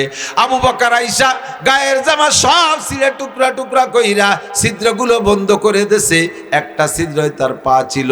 আমি ওই পাওয়ালা ছিদ্র সহ পুরো 100 ছিদ্রকে আমি খবর নিয়েছি, সব জায়গা নেকড়া দিয়ে ভরা। আমি মাথায় দিয়ে গুতোয় বের করতে পারি না। অবশেষে যখন দেখলাম এখানে মানুষের পা, তারপরে আমি অপেক্ষায় আছি দেখি পা সরায় নাকি। 3 দিন অতিক্রম হয়ে গেল, পা মোটে সরায় না, পা মোটে সরায় না। চিন্তা করলাম এই 600 বছরের অপেক্ষা, আমি এই 600 বছর একটা রোজা রইছি, এর মধ্যে সেহেরি আর ইফতারি আমার নাই, বাকিরে আমি খাইতে যাই না, কারো সামনে পড়ে যাব, মানুষে পিঠে মেরে ফেলবে। এক রোজায় 600 বছর আমি অনশন করেছি একমাত্র আপনার দিদারের জন্য। আজকে আমার রাস্তায় আবু বকর পা দিয়ে বাধা দিয়েছে, মাথা দিয়ে গুতইছি, পা সরায় নাই, অবশেষে দংশন করতে বাধ্য হয়েছি। কুসুর আমায় মাফ করে দিন নবীবার, আখেরাতে নাকি দরে পরোয়ার। আমি যে অন্যায় করেছি মাফ করে দেন, পরকালের জন্য আল্লাহ পাক আমাকে এর জন্য জাহান্নামে না দেয়। সাপে সারেন্ডার করেছে, সাপরে হুজুর ক্ষমা করে দিলেন। আবু বকরের চিকিৎসাও হয়ে গেল থুতুর দ্বারা। হযরত ওমর বলেন যে রাত্রে বেষ্টনী ভেদ করে আসছিলেন ওই রাত, অথবা যে রাত্রে সাপে দংশন করেছে নবীকে আপনি ঘুমাইতে দিয়েছিলেন, সজাগ করেন নাই, ওই রাত যে কোনো একটা রাত্রের ইবাদত আমারে দেবেন, নেকি দেবেন। আর আমার আগে পরে সব নেকি, গুনাহ পরিবর্তন হওয়ার পরে যে নেকি হয়েছে সব আপনারে দেব, পাল্টাবেন নেকি কর। হযরত আবু বকর কয় সুযোগ তো ভালো, তবে আমি হুজুরের কাছে শুনিয়ে নেই ওই রাত্রি আমার কড্ডুর নেকি হয়েছে, তো ওঠা পাল্টা পাল্টি যদি ঠকে যাই। যাইয়া হুজুরের কাছে বলতে গনিমত সুযোগ একটা পাইছি, ওমরের সারা জীবনের নেকি ওই গুনাহ পাল্টায় যে নেকি হয়েছে তাও পরে ইবাদত করে যা হয়েছে তাও আমারে দেবে, আমার এক রাত্রির নেকি চাই, পাল্টাবো নাকি হুজুর? হুজুর বলে রাত কোনটা সেটা বলবেন না, সবে কদর না সবে বরাত? কয় না, ওই হিজরতের 3 রাতের যে কোনো রাত। হুজুর বলেন সেটা আপনার ব্যাপার, দুইজনই আমার শ্বশুর, একজনটা ঠকাবে একজনটা জিতে কুবুর দিতে, আমি দিতে পারি না। আমি এমনি বলে দিচ্ছি আপনার ওই রাত্রে কতগুলো নেকি হয়েছে, তারপরে পাল্টাপাল্টির সিদ্ধান্ত আপনার কাছে। কয় জি হুজুর বলেন। কয় যে আপনার ওই এক রাত্রে যে নেকি হয়েছে শুধু ওমর না, ওমরের থেকে নিয়ে কিয়ামত পর্যন্ত যত মুমিন মুসলমান দুনিয়া আসবে সবাই মিলে যে নেকি কামাই করবে, সব নেকিরে এক পাল্লায় রাখবেন, আর আপনার ওই এক রাত্রির নেকি আর এক পাল্লায় রাখবেন, তারপরে ওই পাল্লা ভারী হয়ে যাবে। হযরত আবু বকর কয় ওমর পাল্টা পাল্টি হবে না, যে যেখানে ছিল সেই সেখানে থাও, এই লস্ত আর কেউ করবে না। আল্লাহু আকবার। ফাউলাইকা ইউবাদদিলুল্লাহু সাইয়্যাতিহিম হাসানাত ওয়া কানা আল্লাহু গফুরার রহিমা। আল্লাহ পাক সব গুনাহ পাল্টায় নেকি বানায় দেবে, শর্ত হলো তওবাটা কবুল করাইতে হবে।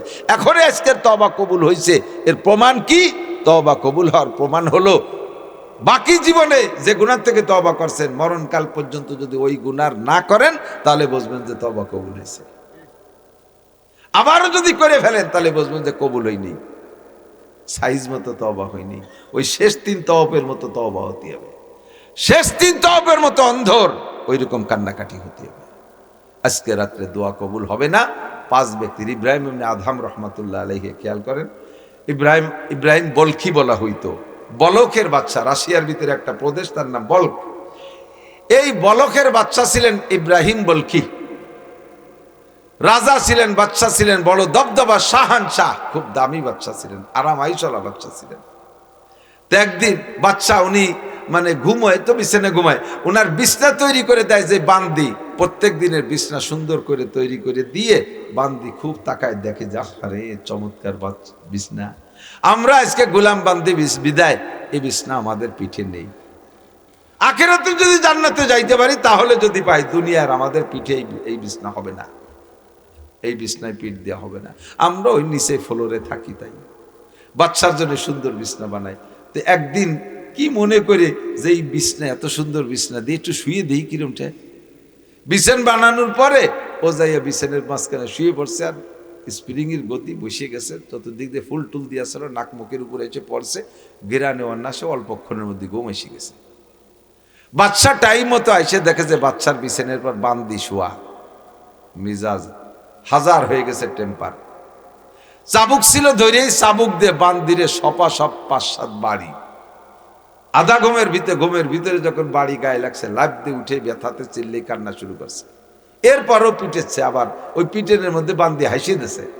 খেয়াল করেন, প্রথম পিটেনে কেঁদে দিছে, আবার পিটাইতেছে, সে পিটেনের মধ্যে হাসিয়ে দিছে, এরপরে আবার পিটেন দিছে, আবার কান্দি দিছে। এই 3 প্রকারের পিটেন আর হাসা কান্নার পরে বাদশা ওরে নিয়ে বসছে, এই পিটেন তো পিটেনি দিলাম, একই কায়দায় বাড়ি দুড়িয়ে মারতি, তাহলে তা প্রথম কানলি, পরে হাসলি, পরে আবার কানলি, ঘটনা কি?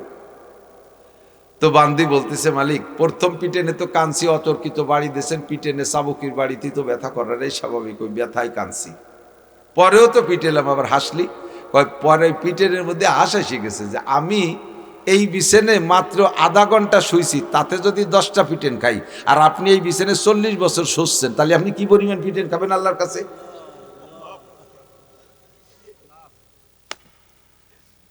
কলিজায় মারিয়ে দিছে।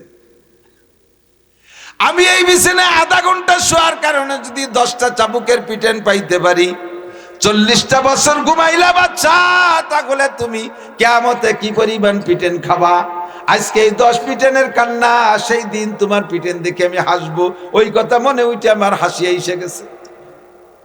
পরে আবার কাঁদলি কেন? কয় পরে কাঁদার কারণ হলো আমি আপনার নুন্নুটি খাই, আপনি আমার মালিক, আমি আপনার বান্দি। কিয়ামতের ময়দানে আমার মালিক চাবুকের পিটান খাবে, মালিক কাঁদবে, ওই কান্না আমার চোখে ভাসতেছে, তাই আমি মায়ায় কান্দে দিছি। ছোট্ট একটা কোপ লাগাই দিছে কলিজায়, যা বিছানায় যাসো बच्चा इसके बिछानार काছে যায় একবার, लेकिन कबूल नहीं होता है, अक्सर तो कबूल नहीं होता है, বেশি বেশি দোয়াই তো কবুল হয় না, কোচিত দুই একটা হয়, তা মনে করি আমাদের দোয়া না, ওটা আল্লাহর পক্ষ থেকে ওভাবেই বরাদ্দ ছিল, তাই হয়। আমাদের দোয়া তো বেশিরভাগই কবুল হয় না, কারণ কি? ইব্রাহিম ইবনে আদহাম এখন তো মুস্তাজাবুদ দাওয়াত। কেমন মুস্তাজাবুদ দাওয়াত? ওই সাগরের পাড়ে, জঙ্গলের পাশে, নদীর পাড়ে বসে বসে নিজের জামা ছিঁড়ে গেছে, তাই সুই দিয়ে সেলাই হচ্ছে। ওই বাচ্চা মানে যে টিমের এখন রাষ্ট্র ক্ষমতা দিয়েছে, উনরা আবার দেশ পরিদর্শনে করতে করতে ওই জায়গাটা আইসে উনারে দেখে দিক্কাতে, বাচ্চা সুখে খাতি ভূতি কিলে ছিলেন, রাজা কত আরাম আইসে ছিলেন, আর আইসে এখন জামাটাও নিজে সুই দিয়ে সেলাই করতেছেন, কি অবস্থা, আপনি এর মধ্যে কি পাইছেন? বলার সাথে সাথে সুইটা ধরে পানির মধ্যে ফেলাই দিয়েছে। কয় যে এই তো আপনার বুদ্ধি, আগে দেশটা এরকম ছেড়ে দিয়ে চলে আসলেন, ছেলের টু সুই তাও পানিতে ফেলাই দিয়েছে, পরে জামা ছিঁড়লে আপনি ছিলে আরবেন কি দিয়ে? কয় যে সুই দেখবি, সুই পরে সেলাই করবো কি দিয়ে? কয় দেখান, মাছ আমার সুই দিয়ে যা। হাজার হাজার লক্ষ লক্ষ মাছ মুখে এক একটা সুই নিয়ে চলে এসেছে। উনি বলতেছে আমার তো এত সুই না, আমার সুই তো মোটে একটা, আমারটা বাদে বাকিরা চলে যা। বলার সাথে সাথে একটা মাছে সুই নিয়ে বেঁচে আছে, আর সব মাছগুলো তলায় গেছে। উনি বললেন রাষ্ট্র ছাড়িয়ে কি পাইছে বুঝছিস? আগে আমার কথা শুনতো শুধু মানুষে, এখন রাষ্ট্র ছেড়ে দেওয়ার কারণে আমার কথা শুনে সবাই শোনে কথা। জঙ্গলের প্রাণী শোনে, সাগরের মাছেও আমার কথা শুনে, আকাশের পাখিতে আমার কথা শুনে। মান কানা লিল্লাহ কান আল্লাহু লাহু, যে আল্লাহর হয় আল্লাহ তার হয়ে যায়। মাই ইয়াখাফুল্লাহ ইয়াখাফু জামিউন নাস ইয়াখাফু জামিউল মাখলুকাত, যে আল্লাহকে ভয় পায় সমস্ত মাখলুকাত তারে ভয় পায়। যে আল্লাহর কথা শুনে সবাই তার কথা শুনে। এখন আমি আল্লাহর কথা শুনি, সবাই আমার কথা শুনে, আমার দোয়া আল্লাহ এইভাবে কবুল করায়। তা হুজুর আপনার দোয়া কবুল হয়, আমাকে দোয়া কবুল হয় রাখে। ওই যে 5 কারণে দোয়া কবুল হয় না। আজকে রাত্রেও যারা দোয়া করবেন এই 5টা কারণ থাকলে দোয়া কবুল হবে না। সারা রাত গ্যাজরায় কানবেন, সকালবেলা খালি হাতে যেই সেই, কিচ্ছু হবে না। 5 কারণে দোয়া কবুল হবে না, এই 5টা দোষ মুক্ত হবেন, তাহলে দোয়া কবুল হয়। মাঝে মাঝে উদাহরণে বলে থাকি আমি, হোমিওপ্যাথ ঔষধ বলো ভালো ঔষধ, এতে সাইড এফেক্ট কম। অ্যালোপ্যাথ ঔষধ রোগ সারে খুব তাড়াতাড়ি, কিন্তু সাইড এফেক্ট 2 রোগ সারে আর রোগ 5টা পয়দা করে দেয়। প্রত্যেকটা ওষুধের গায়ে লেখা আছে দেখবেন, সাইড এফেক্ট, পার্শ্ব প্রতিক্রিয়া। ক্ষতি কি হবে ওষুধ খাইলে? ব্যথার ওষুধে ব্যথা সারবে, অথচ খাওয়ার সাথে সাথে পেট ফুলে গ্যাস সিলিন্ডার বাস্ট হয়ে যাওয়ার কায়দা হয়ে যায়। 1 রোগ সারে আর 5 রোগ পয়দা। হোমিওপ্যাথের গুণ আছে, সারলো না সারলি পাশে ক্ষতি হরে না তেমন একটা। তো রোগ যদি নির্ণয় করা যায় সুন্দর করে, আর ঔষধ যদি নির্বাচন করা যায় সঠিকভাবে, আর ঔষধ যদি আমেরিকান বিটি কোম্পানি বা জার্মানি ঔষধ হয়, তাহলে হোমিওপ্যাথি ঔষধে কিন্তু খুব ভালো কাজ হয়। তো ডাক্তার আপনার ঔষধও রোগও নির্ণয় করছে, ঔষধও নির্বাচন করছে, ঔষধে 1 নম্বর। কিন্তু হোমিও ঔষধের একটা দুর্বলতা আছে, সেটা হলো টক খাইলে, কিছু কিছু খাবার খাইলে ওই ঔষধের ক্রিয়া নষ্ট হয়ে যায়। দেখেন, হোমিও ঔষধ খাইছেন নাকি? ডাক্তারের কাছে ওষুধ আনতে গেলে কত টাকা হয়, এটা খাবে না, ওটা খাবে না, হাঁসের ডিম খাবে না, গরুর গোশ খাবে না, ইলিশ মাছ খাবে না, চিংড়ি মাছ খাবে না, পুঁই শাক খাবে না, মাটির তলের কোনো তরকারি খাবে না, উপরে তো কিছু খাবে না, 1 সাইডে মাইনাস করে দিয়েছে, কিছু খাওয়া না। মানে এগুলো খাইলে দুর্বল ওষুধ, ওর কাজ শেষ। সেম কোয়ালিটি, দোয়া করলেই আল্লাহ কবুল করে। কিন্তু 5 খান তেঁতুল, যদি তেঁতুল খান তাহলে দোয়া কবুল হবে না, মানে ঔষধে কাজ করবে না। তেমনই আপনার দোয়া আল্লাহ কবুল করবে যদি 5 খান তেঁতুল খায়, তাকে দোয়া কবুল হবে না। 1 নম্বর তেঁতুল হলো, तुम अल्लाह को मानते हो लेकिन उसका हक अदा नहीं करते हो। যখন বিপদে পড়ো তখন আসো দোয়া করো, হুজুরকে নিয়ে দোয়া করো, কান্নাকাটি করো, ব্যাগটাই পড়ো, আর তবলিগে যাও, টুপি মাথায় দিয়ে থাকো। যখন বিপদে পড়ো, নির্বাচন যখন আসে, তখন টুপি মাথায় দিয়ে ঘোরোয়ার নামাজ পড়ো, ঘোরোয়ার নামাজ পড়ো, সেই সময় নামাজ পড়ো। নির্বাচন হয়ে যাওয়ার পরে ঠগোয়ার যে তো মসজিদি টুপি জমাই দিয়ে তুই সেই হয়ে যাও। যখন পরীক্ষা সামনে আসে, সেই সময় নামাজ পড়ো। পরীক্ষা চলে যাওয়ার পরে পাশ করো আর ফেল করো, টুপির খবর থাকে না। যখন অসুখ বিসুখ রোগ ব্যাধি হয়ে যায়, সেই সময় কান্নাকাটি করো, রোগ থেকে সুস্থ হয়ে যাওয়ার পরে আবার সব কিছু জায়গায় চলে যাও। তোমার আল্লাহকে মানতে হলে কি নুসকা হক আদা নেই করতে হো। আল্লাহকে আল্লাহ বলে স্বীকার করো, কিন্তু আল্লাহর হক আদায় করো না। আল্লাহর হক কি? 1 নম্বরে খামসু সালাওয়াত, দৈনন্দিন 5 ওয়াক্ত নামাজ। যারা সারা বছর 5 ওয়াক্ত নামাজ পড়ো না, শুধু সবে বরাতে আইছো আল্লাহরে ভুলানোর জন্য, তোমরা গ্রান্টেড না, তোমাদের গ্রহণযোগ্যতা নাই, তোমাদের দোয়া কবুল করা হবে না। আগে 5 ওয়াক্ত নামাজ আদায় করো, রমজান মাসে ফরজ রোজা আদায় করো, হজ ফরজ হইলে হজ আদায় করো, যাকাত ফরজ হইলে যাকাত দাও, কুরবানি ওয়াজিব হইলে কুরবানি করো, পরিবারের ভিতরে পর্দার পরিবেশ করো, নিজেও পর্দা করো, বউ বাচ্চারে পর্দা করাও, শরীয়তের বিধিবিধান মানো, আল্লাহর হুকুম মানো। কয় আল্লাহকে মানতে হলে কি নুসকা হক আদা নেই করতে হো। এবার হাত দিয়ে দেখেন কার থেকে কি পরিমাণ হক নষ্ট হয়েছে, আল্লাহর হক কি পরিমাণ নষ্ট করছেন। কাজেই যতক্ষণ আল্লাহর হক পূর্ণ না করবেন, আল্লাহর কাছে চাইলে আল্লাহ দোয়া কবুল করবে না। 1 নম্বর তেঁতুল, বহুত ব্যাখ্যা, সময় নাই, বলবো না, কষ্ট হয়ে যাচ্ছে। 2 নম্বর তেঁতুল হলো, तुम कुरान पढ़ते हो लेकिन उस पर अमल नहीं करते हो। मुसलमान कुरान पढ़ो, कुरान বিশ্বাস করো, কুরআন বিশ্বাস করেন না? যে যতটুকু পারেন কুরআন পড়েন, কিন্তু কুরআনের পর আমল করেন না। ভাই কুরআনের কি আমল? কুরআন আসছে গোটা মুসলিম জিন্দেগি, গোটা মানব জাতির সংবিধান হিসেবে ব্যক্তিগত জীবন, পারিবারিক জীবন, সামাজিক জীবন, অর্থনৈতিক জীবন, রাজনৈতিক জীবন, আন্তর্জাতিক জীবন, আবার ব্যক্তিগত জীবনের সংবিধান, পারিবারিক জীবনের সংবিধান কুরআনে আছে না নাই? সামাজিক জীবনের সংবিধান কুরআনে আছে, সমাজপতিরা সমাজ কিভাবে পরিচালনা করবা, অর্থনীতি কুরআনে আছে না নাই? অর্থনীতি কুরআনে আছে, রাজনীতিও কুরআনে আছে না নাই? আসতে কয় দুঃখ লাগে, বড় কষ্ট লাগে। আমি রাজনীতি করি, আমি কখনো রাজনীতির রস করি না, রাজনীতির রস করি না। আমি আজ থেকে 30 বছর ধরে ওয়াজের মাঠে, কথা না বলি, 30 বছর আলহামদুলিল্লাহ ওয়াজের মাঠে। সবচেয়ে বেশি ওয়াজ করছি ফরিদপুর আর মাগুরা, এই 2 জেলায় সবচেয়ে বেশি ওয়াজ করি। এই বছর ফরিদপুর যে পরিমাণ, গ্রামে গ্রামে পাড়ায় পাড়ায় হয়ে গেছে। এত ওয়াজ কনতে পাবো, কনতে দেই, এটা দিয়ে ওটা দিয়ে জোড়াতালিতে মোটামুটি টাইম শেষ করে চলে যায়। এদিক আমার এই 30 বছরের ওয়াজের জিন্দেগিতে বহু নির্বাচন দেখছি। ইউনিয়ন নির্বাচনের সময় ইউনিয়নের মেম্বার চেয়ারম্যানরা প্রার্থী এসে আমাদের মাইক আমাদের হাত থেকে নিয়ে অনুরোধ করে নিক, আর যেভাবে নিক, বা 5,000 টাকা দিয়ে নিক, 10,000 টাকা দিয়ে নিক, নিয়ে তাদের রাজনীতির আলোচনা একটু প্যান্ডেলে করছে। আমরা বাধা দেইনি, আমাদের কাছে দোয়া চাইছে, নিজেরা হজ করে ভোট টোট চাইয়া দোয়া চেয়ে চলে গেছে, দোয়াও করে দিছি। এমপি নির্বাচনের সময় সব এমপিরা আইসে স্টেজে দোয়া চাইছে, ভোট চাইছে, আমরা সুযোগ দিছি, দোয়া করছি। উপজেলার সময় উপজেলার আসে, আমরা এতদিন ভোট চাই নাই, আপনাদের ভোট চার সুযোগ আমাদের হজের মাঠে করে দিছি। কিন্তু এই বছর আমরা হুজুররা একটু ভোট চাইতে গেলে, হুজুর হজের মাঠে রাজনীতি বাদ দেন, একদিন করছেন কে? একদিন করছেন কে? পক্ষে পড়লি জি জি, আর বিপক্ষে পড়ার সাথে সাথে মুখ চিপে ধরবেন। আবার তো মিনুনা বিবাজিল কিতাব অতাক ফুরুনা বিবাজ, কোরআনের যেটা ভালো লাগে মানবেন, আর যেটা ভালো লাগে না মানবেন না। এটা তো কোনো মোমেনের শান হতে পারে না, কতক্ষণ? তাহলে পাক্কা প্রতিজ্ঞা, আমরা হুজুররা আমাদের রাজনীতির হজের মাঠে হবে না। জীবনে কোনোদিন কোনো রাজনৈতিক নেতা স্টেজে এসে ভোট চাইতে পারবেন না। যার যার ফিল্ড তৈরি করে সেই ভোট চেয়ে বেড়াবে, ঠিক কি ঠিক না? যার যার ফিল্ড তৈরি করে সে ভোট চাবে, এখানে রাজনীতি না। তবে কোরআন শরীফ কি জন্য? শুধু তিলাওয়াত করার জন্য, নামাজে পড়ার জন্য না, 6টা জীবনকে গলার সংবিধান নিয়েছে কোরআন। হুদাল্লিন নাস, আগে বলছে হুদাল্লিল মুত্তাকিন, শুধু মুত্তাকিনদের। আবার ওই সূরা বাকারার মধ্যে কদ্দুর পরে যে শাহরুর রমাদান আল্লাযী উনজিলা ফীহিল কুরআন হুদাল্লিন নাস, হিন্দু বুদ্ধ খ্রিস্টান ইহুদ নাসারা গোটা মানব জাতির সুন্দর পথ চলার সংবিধান আল কোরআন। কথা বলেন ঠিক কি ঠিক না? কোরআনী সংবিধান যদি এই দেশে চালু হয়, তাহলে মুসলমানের চাইতে অমুসলমানরা সুবিধা পাবে বেশি। মুসলমান জিনা করলে তাদেরকে হত্যা করে ফেলতে হবে, মানে পাথর মেরে শেষ করতে হবে, অথবা 100 গুঁড়া মারতে হবে।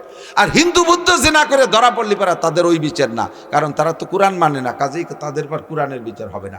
মুসলমান চুরি করে ধরা পড়লে হাত কেটে দিতে হবে, হিন্দু বৌদ্ধ খ্রিস্টান চুরি করে ধরা পড়লে এই দেশের ভিতরে হাত কাটা যাবে না, কারণ তারা কোরআন মানে না। কোরআনের বিচার যদি হাত কাটা বিচার করে তারা জুলুম মনে করবে, তাদের অন্য বিচার করতে হবে, তাদের অন্য বিচার। তাহলে তারাই সুযোগ বেশি পাচ্ছে না, সুবিধা বেশি পাচ্ছে। আমাদের মসজিদ মাদ্রাসার নামও যেমন বরাদ্দ হবে রাষ্ট্রীয় মাল, তাদের মন্দিরের জন্য এরকম বরাদ্দ হবে। আমাদের ধর্মীয় উপাসনার জন্য যেমন ছুটি হবে, তাদের ধর্মীয় উৎসবের জন্য এরকম ছুটি হবে। তারাও যেমন, আমরাও যেমন পাবো, তারাও সেরকম পাবে। তাদের জান মাল ইবাদত সবকিছুর নিরাপত্তা মুসলমানের দায়িত্বে, সবকিছু কোরআন শরীফে আছে। তাহলে 6টা জীবন নিয়ে আসে কোরআন। আমরা কিছু মানি, কিছু মানি। নামাজটা ভালো লাগে পড়ি, রোজাটা ভালো লাগে রাখি, হজ ভালো লাগে, কারণ হজ করে আসলে সবাই আলহাজ কয়, একটু খুশি খুশি চায়। আলহাজ কয়, একটু আল হাজিতে আল লাগাই আইছে, একটু আলহাজ, এই আল হাজি একটু খুশি খুশি চায়। কুরবানি বড় 3-4টে গরু দিলি মানুষ গল্প করে, হয় খুব দেশে। জাকাতের সময় কিছু কম্বল টম্বল দিলি, জম্মের দিয়া দেশে। এই নাম আছে যে জায়গা, সেই জায়গায় একটু কাম করি। বাকি বহুত সংবিধান কোরআনে রয়ে গেছে, এগুলো মানো না বিদায় সবে বরাত সবে কদর না, কাবা ঘরের ভিতরে যাইয়া বসে দোয়া করলেও দোয়া কবুল হবে না। আগে কোরআন পড়ো, আর কোরআনের পর আমলের চেষ্টা করো। কথা বলেন? তাহলে দোয়া কবুল হবে, নইলে 2 নম্বর তেঁতুল খাইছো, হোমি ওষুধি কাজ হবে না। 3 নম্বর দোয়া কবুল না হওয়ার কারণ, तो उम्मत रसूल का दावा करते हो लेकिन सुन्नत रसूल की पैरवी नहीं करते हो। रसूलेर उम्मत बोले दाबी करो, रसूलेर उम्मत। भाई आमादेर नबी के मुहम्मदुर रसूलुल्लाह बोलेन, आमादेर नबी के मुहम्मदुर रसूलुल्लाह सल्लल्लाहु अलैहि वसल्लम, ठीक ना? আমরা মুহাম্মদুর রাসূলুল্লাহর উম্মত, তো উম্মতে রাসূল বলে দাবি করি, লেকিন সুন্নতে রাসূলকে পায়রবি नहीं करते हो। চুলের মধ্যে সুন্নাত নাই, মোছের মধ্যে সুন্নাত নাই, দাড়ির মধ্যে সুন্নাত নাই, টুপির সুন্নাত মাথায় নাই, পাগড়ির সুন্নাত দেখলে ক্রিটিসাইজ করি, পাগড়িওয়ালাদেরকে তালেবান রাজাকার মৌলবাদ বলে, জঙ্গি বলে আখ্যা দেই, জুব্বা দেখলে ঘৃণা লাগে, জুব্বাওয়ালাদেরকে ইত্যাদি ইত্যাদি বলে আমরা অনেক শক্ত কথা বলে তাদেরকে তিরস্কার করি।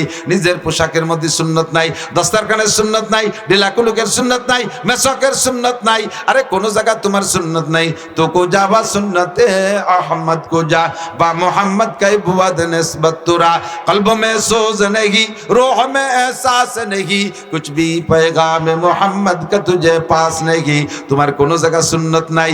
আবার তুমি এই বিপদে পড়ে সবে বরাতে হুজুরের মাধ্যমে বানিজি মুনাজাত করতে, আল্লাহর রাসূল তোমার সম্পর্কে বদদুয়া করে, কয় আল্লাহ ওর দোয়া কবুল করবা না, ও আমার সুন্নতরে জবাই করছে, আমার সুন্নতরে জবাই করছে, প্রত্যেক সপ্তাহে 2 বার জবাই করে, ও আমার কোন সুন্নতকে মানে না, সুন্নতরে ক্রিটিসাইজ করে, সুন্নতওয়ালাকে দেখলে ঠাট্টা আর উপহাস করে, ওর দোয়া কবুল করা হবে না। নবী তোমার সাথে বিরোধিতা করে, এই জন্য 3 নম্বরে তেতুল হলো, তুম উম্মতে রাসূল কা দাওয়া করতে हो लेकिन সুন্নতে রাসূল কি पैरवी नहीं करते हो। উম্মত বলে দাবি করো কিন্তু সুন্নতের অনুসরণ করো না, তোমার মতো বাটপাড়ের দোয়া কবুল করা হবে না। যা পাচ্ছ গতানুগতিক, ওরকম হিন্দু বুদ্ধ খ্রিস্টানও পাচ্ছে, তারাও কম না খাইয়ে দিয়ে বেশ শুয়ে আছে, তারাই আরো বেশি ভালো আছে। এটা দিয়ে তুমি ধোকায় পড়ো না যে তাহলে বেঈমানরা তো বেশি সুখী আছে, আমরা ইমানদারই তো মার খেয়ে গেছি। তার মধ্যে এবার সুন্নতের পর আমল না করে দোয়া কবুল হয় না, তার চাইতে তো কাফের হয়ে যা ভালো, সেটা তোমার ব্যাপার। হমান সাফাল্লিউমিন হমান সাফাল্লিয়াকুর, অন্ধকার কেটে গেলে সেদিন প্রমাণ হবে ঘোড়ার পিঠে বসা না গাদার পিঠে বসা। এখন কিছু কব না, ঠেকটা এখন করবো না। 4 নম্বর তেতুল হলো तुम शैतान को लानत करते हो लेकिन शैतानी काम खुद करते हो। ইব্রাহিম ইবনে আদম বলেন দোয়া কবুল হওয়ার না হওয়ার কারণ আজকে রাত্রে এই 5 তেতুলি থেকে তওবা করে দোয়া করব, ইনশাআল্লাহ কবুল হবে। কি 4 নম্বর খান হলো তোমরা শয়তানরে গালি দাও অথচ শয়তানি কামটা নিজেই করো। যে কোনো অন্যায় করে গুনাহ করে ধরা পড়লি দোষ দেয় শয়তানের, আমি কি এই কাজ করা, মানে এই শয়তান আমারে করাইছে, শয়তানকে দাঁত ফেলাই দিবানি, ওদের তুই নিজেই করলি। তুই মদ খালি কে, কয় শয়তানে খাওয়াইছে, শয়তান কয় যে তুই নিজেই কিনে আনলি, আমারে দেখছিস ও জায়গা তুই।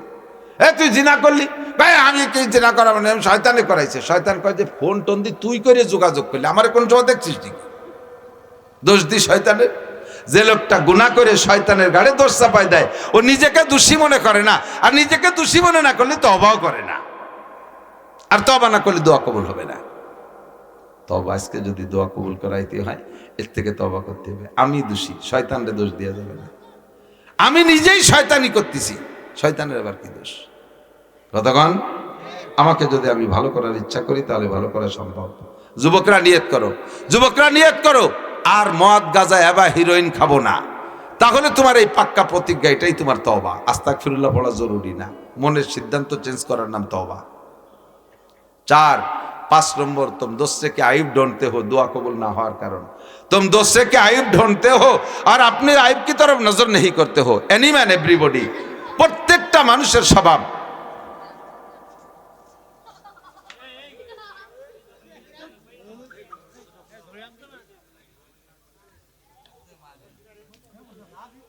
पांच नंबर दुआ कबूल ना होने कारण तुम अपने आइब की तरफ नजर नहीं करते हो, दोस्ते के आइब ढूंढते हो। প্রত্যেকটা মানুষের স্বভাব নিজের দোষের দিক তাকায় না। আমিও আমি ডাকিতেছি, আপনাদের বলতেছি না, আমি আপনাদের কত দোষ ধরি, আমার ভিতরে কত দোষ আছে এই দোষগুলো আমি দেখি না। প্রত্যেকটা মানুষ আর একজন নামাজ পড়লি কি হবে, ও রোজার হওয়াজ করি আইছে ইত্যাদিকে বেশকি মারে। আমরা নামাজ না পড়লেও ভালো আছি, আমরাই ভালো আছি, কোনটা খারাপ? কয়েকজন বসে বসে চার দোকান, বাংলাদেশের চার দোকান কি হয়েছে জানেন? চার দোকানের 2 নাম, একটা হলো মিনি সংসদ ভবন আর একটা হলো দারুল ইফতাহ। দারুল ইফতাহ বোঝেন তো, যে জায়গা ফতোয়া দেয় হুজুররা, এর নাম হলো দারুল ইফতাহ। যে জায়গা যে ঘরের থেকে ফতোয়া দেয় যে রুমিতে, ওর নাম হলো দারুল ইফতাহ। আর সংসদ তো বোঝেন, তা বাংলাদেশের চার দোকান হলো দুই উপাধি পাইছে, একটা হলো দারুল ইফতাহ আর একটা হলো মিনি সংসদ ভবন। সংসদ ভবনে এমপিরা সংসদ অধিবেশনে যা আলোচনা করে তার চাইতে পাকা পাকা অধিবেশন হয় চার দোকানে। এর সাথ কিছু বোঝে না, হাসিনি একেবারে বেঈমান, খালেদা জিয়া মূর্খ, তারেক জিয়া একেবারে আবাল, ডাক্তার ইউনূস নুসু, এই দুনিয়ার তোরা কি এরকম? আমি ভ্যান চালাই আর অতি মাছ বেসে আর হইছে কুদাল কুপায়, 3 পণ্ডিত বইছে, আর দেশে সব বড়কে দিয়ে দিচ্ছে। চেয়ারম্যান একটা আবাল, মেম্বারের কোনো বুদ্ধি নাই, এমপি একটা দামড়া, ও দলা হুজুরি এই, ওই শফিক সাহেব এই, ও নাসির সাহেব এই। তুমি কি এরকম নামাজ পড়িস? পড়ি না, তাই কি দিন নামাজ পড়ি, তুই দাঁড়িয়ে রাখিস না, রাত হবো আসুক, সুদ ঘুষ খাইস, আছে একটু হালকা পাতলা, সারা গা ময়লায় জড়ানো, অথচ আর একজনের দোষ দিয়ে বেড়ায়, আছে না? নিজের দোষের দিকে তাকায় না। হামাকাস রাখলে খোদ বা কামাল নমায়াত ও ফারজান্দে খোদ বা জামাল। শেখ সাদি বলেন প্রত্যেকটা মানুষের স্বভাব নিজের জ্ঞানকে পরিপূর্ণ মনে হয়, নিজের অবস্থাকে পরিচ্ছন্ন মনে হয়, আর অন্যগুলোকে সব দোষী মনে হয়। আর আরেকটা হলো নিজের সন্তানকে খুব ভালো দেখা যায়, আর একজনের যত সুন্দর হোক অভাব দেখা যায় না। একেবারে ফুটফুটে চাঁদের মতো একটা ছেলে, কোনো জায়গা ত্রুটি ধরার মতো না, হালকা কানের এখানে একটু বেঁকা, ভালো তাও খুব গভীর নজরে না তাকালে টের পাওয়া যায় না। আর ওনারটা চায় দক্ষিণ দিক, তাই উত্তর দিক, ঠ্যাং এই ওলঙ্গের মতো কুড়া, ঠোঁট ফাটা, দাঁতের উপর দিয়ে নাকেতে ময়লা বেরোইয়ে পেটের মধ্যে বেরিয়ে যাচ্ছে, মাথা সাইকেলের সিটির মতো 3 কোনা, গলা শূন্য ভাষায় গোস্ত নাই, পেটের ডোলকের মতো। সেই ময়লা শিয়েনের মধ্যে এসে চুমু দেবো, উনি হয় চুনা লক্ষ্মী। আর ওই ছেলেটার কথা কয় যে এমন সুন্দর ছেলেটা দেখতে কেমন দেখা যায়, কান কি রুম, অথচ তার সব জায়গা ভালো, কানটা টুকরার, ওনারটা দেখছে কোন জায়গা টুকিয়েছে। যদি এই স্বভাব মানুষের না হইতো, বা সব প্রত্যেকটা প্রাণীর আল্লাহ এই স্বভাব না দিত, তাহলে ছাগল তার কালা কালা বাচ্চা কালা ধে পাড়ায় মারি ফেলাই দিত। আল্লাহ তাআলা এটা যোগ্যতা দিয়ে দিয়েছে, যার পেটে যেটা দেবে তার কাছে সেটা ভালো লাগবে। কিন্তু আমার জ্ঞানী পরিপূর্ণ এই বুদ্ধিটা ভালো না, যেটা ইবলিসের স্বভাব। আনা খায়রুম মিনহু, আমি ভালো বুঝি, আমি জ্ঞানী, আমি বুদ্ধিমান, আর একজন কিছুই না। আমার হুজুর বলতেন, একজন রাস্তায় দাঁড়ায় রয়েছে, একেবারে গায়ের কাপড় সব খুলে পুরো ল্যাংটা, মাথা সুতো কেটে ফেলে দিছে, ল্যাংটা হয়ে দাঁড়াইছে। ওর সামনে দিয়ে একজন গামছা পরিয়ে কাঁচা দিয়ে হেঁটে যাচ্ছে। এই পুরো ল্যাংটালা গামছা পরালা রেখা, এই মানুষের মধ্যে ফরজ তরক করছিস কে? এর গায়ে কিচ্ছু নাই, ও তো গামছা বেরিয়ে হলে কাঁচা দিয়ে গামছা একটু তো আছে ভরা। আউলাকে ল্যাংটালা কাঁচা দেয়ালের গায়ে ফরজ তরক করছিস কে? সেম কোয়ালিটি বহু মানুষ এরকম আছে, এদের দোয়া কবুল হয় না কেন? নিজেকে দোষী মনে করে না। তওবা করার জন্য, দোয়া কবুল করানোর জন্য আগে ফার্স্টের দায়িত্ব হলো নিজেকে নিজে অপরাধী জানেন। আমি গুনাহগার, আমি অপরাধী। যদি বলি যে ভাই দেশে বৃষ্টি হচ্ছে না কেন, তখন বলবে হুজুর দেশের মানুষ ভালো না, মানে সবাই খারাপ, খালি উনি একা ভালো হয়ে বৃষ্টি আনতে হচ্ছে না।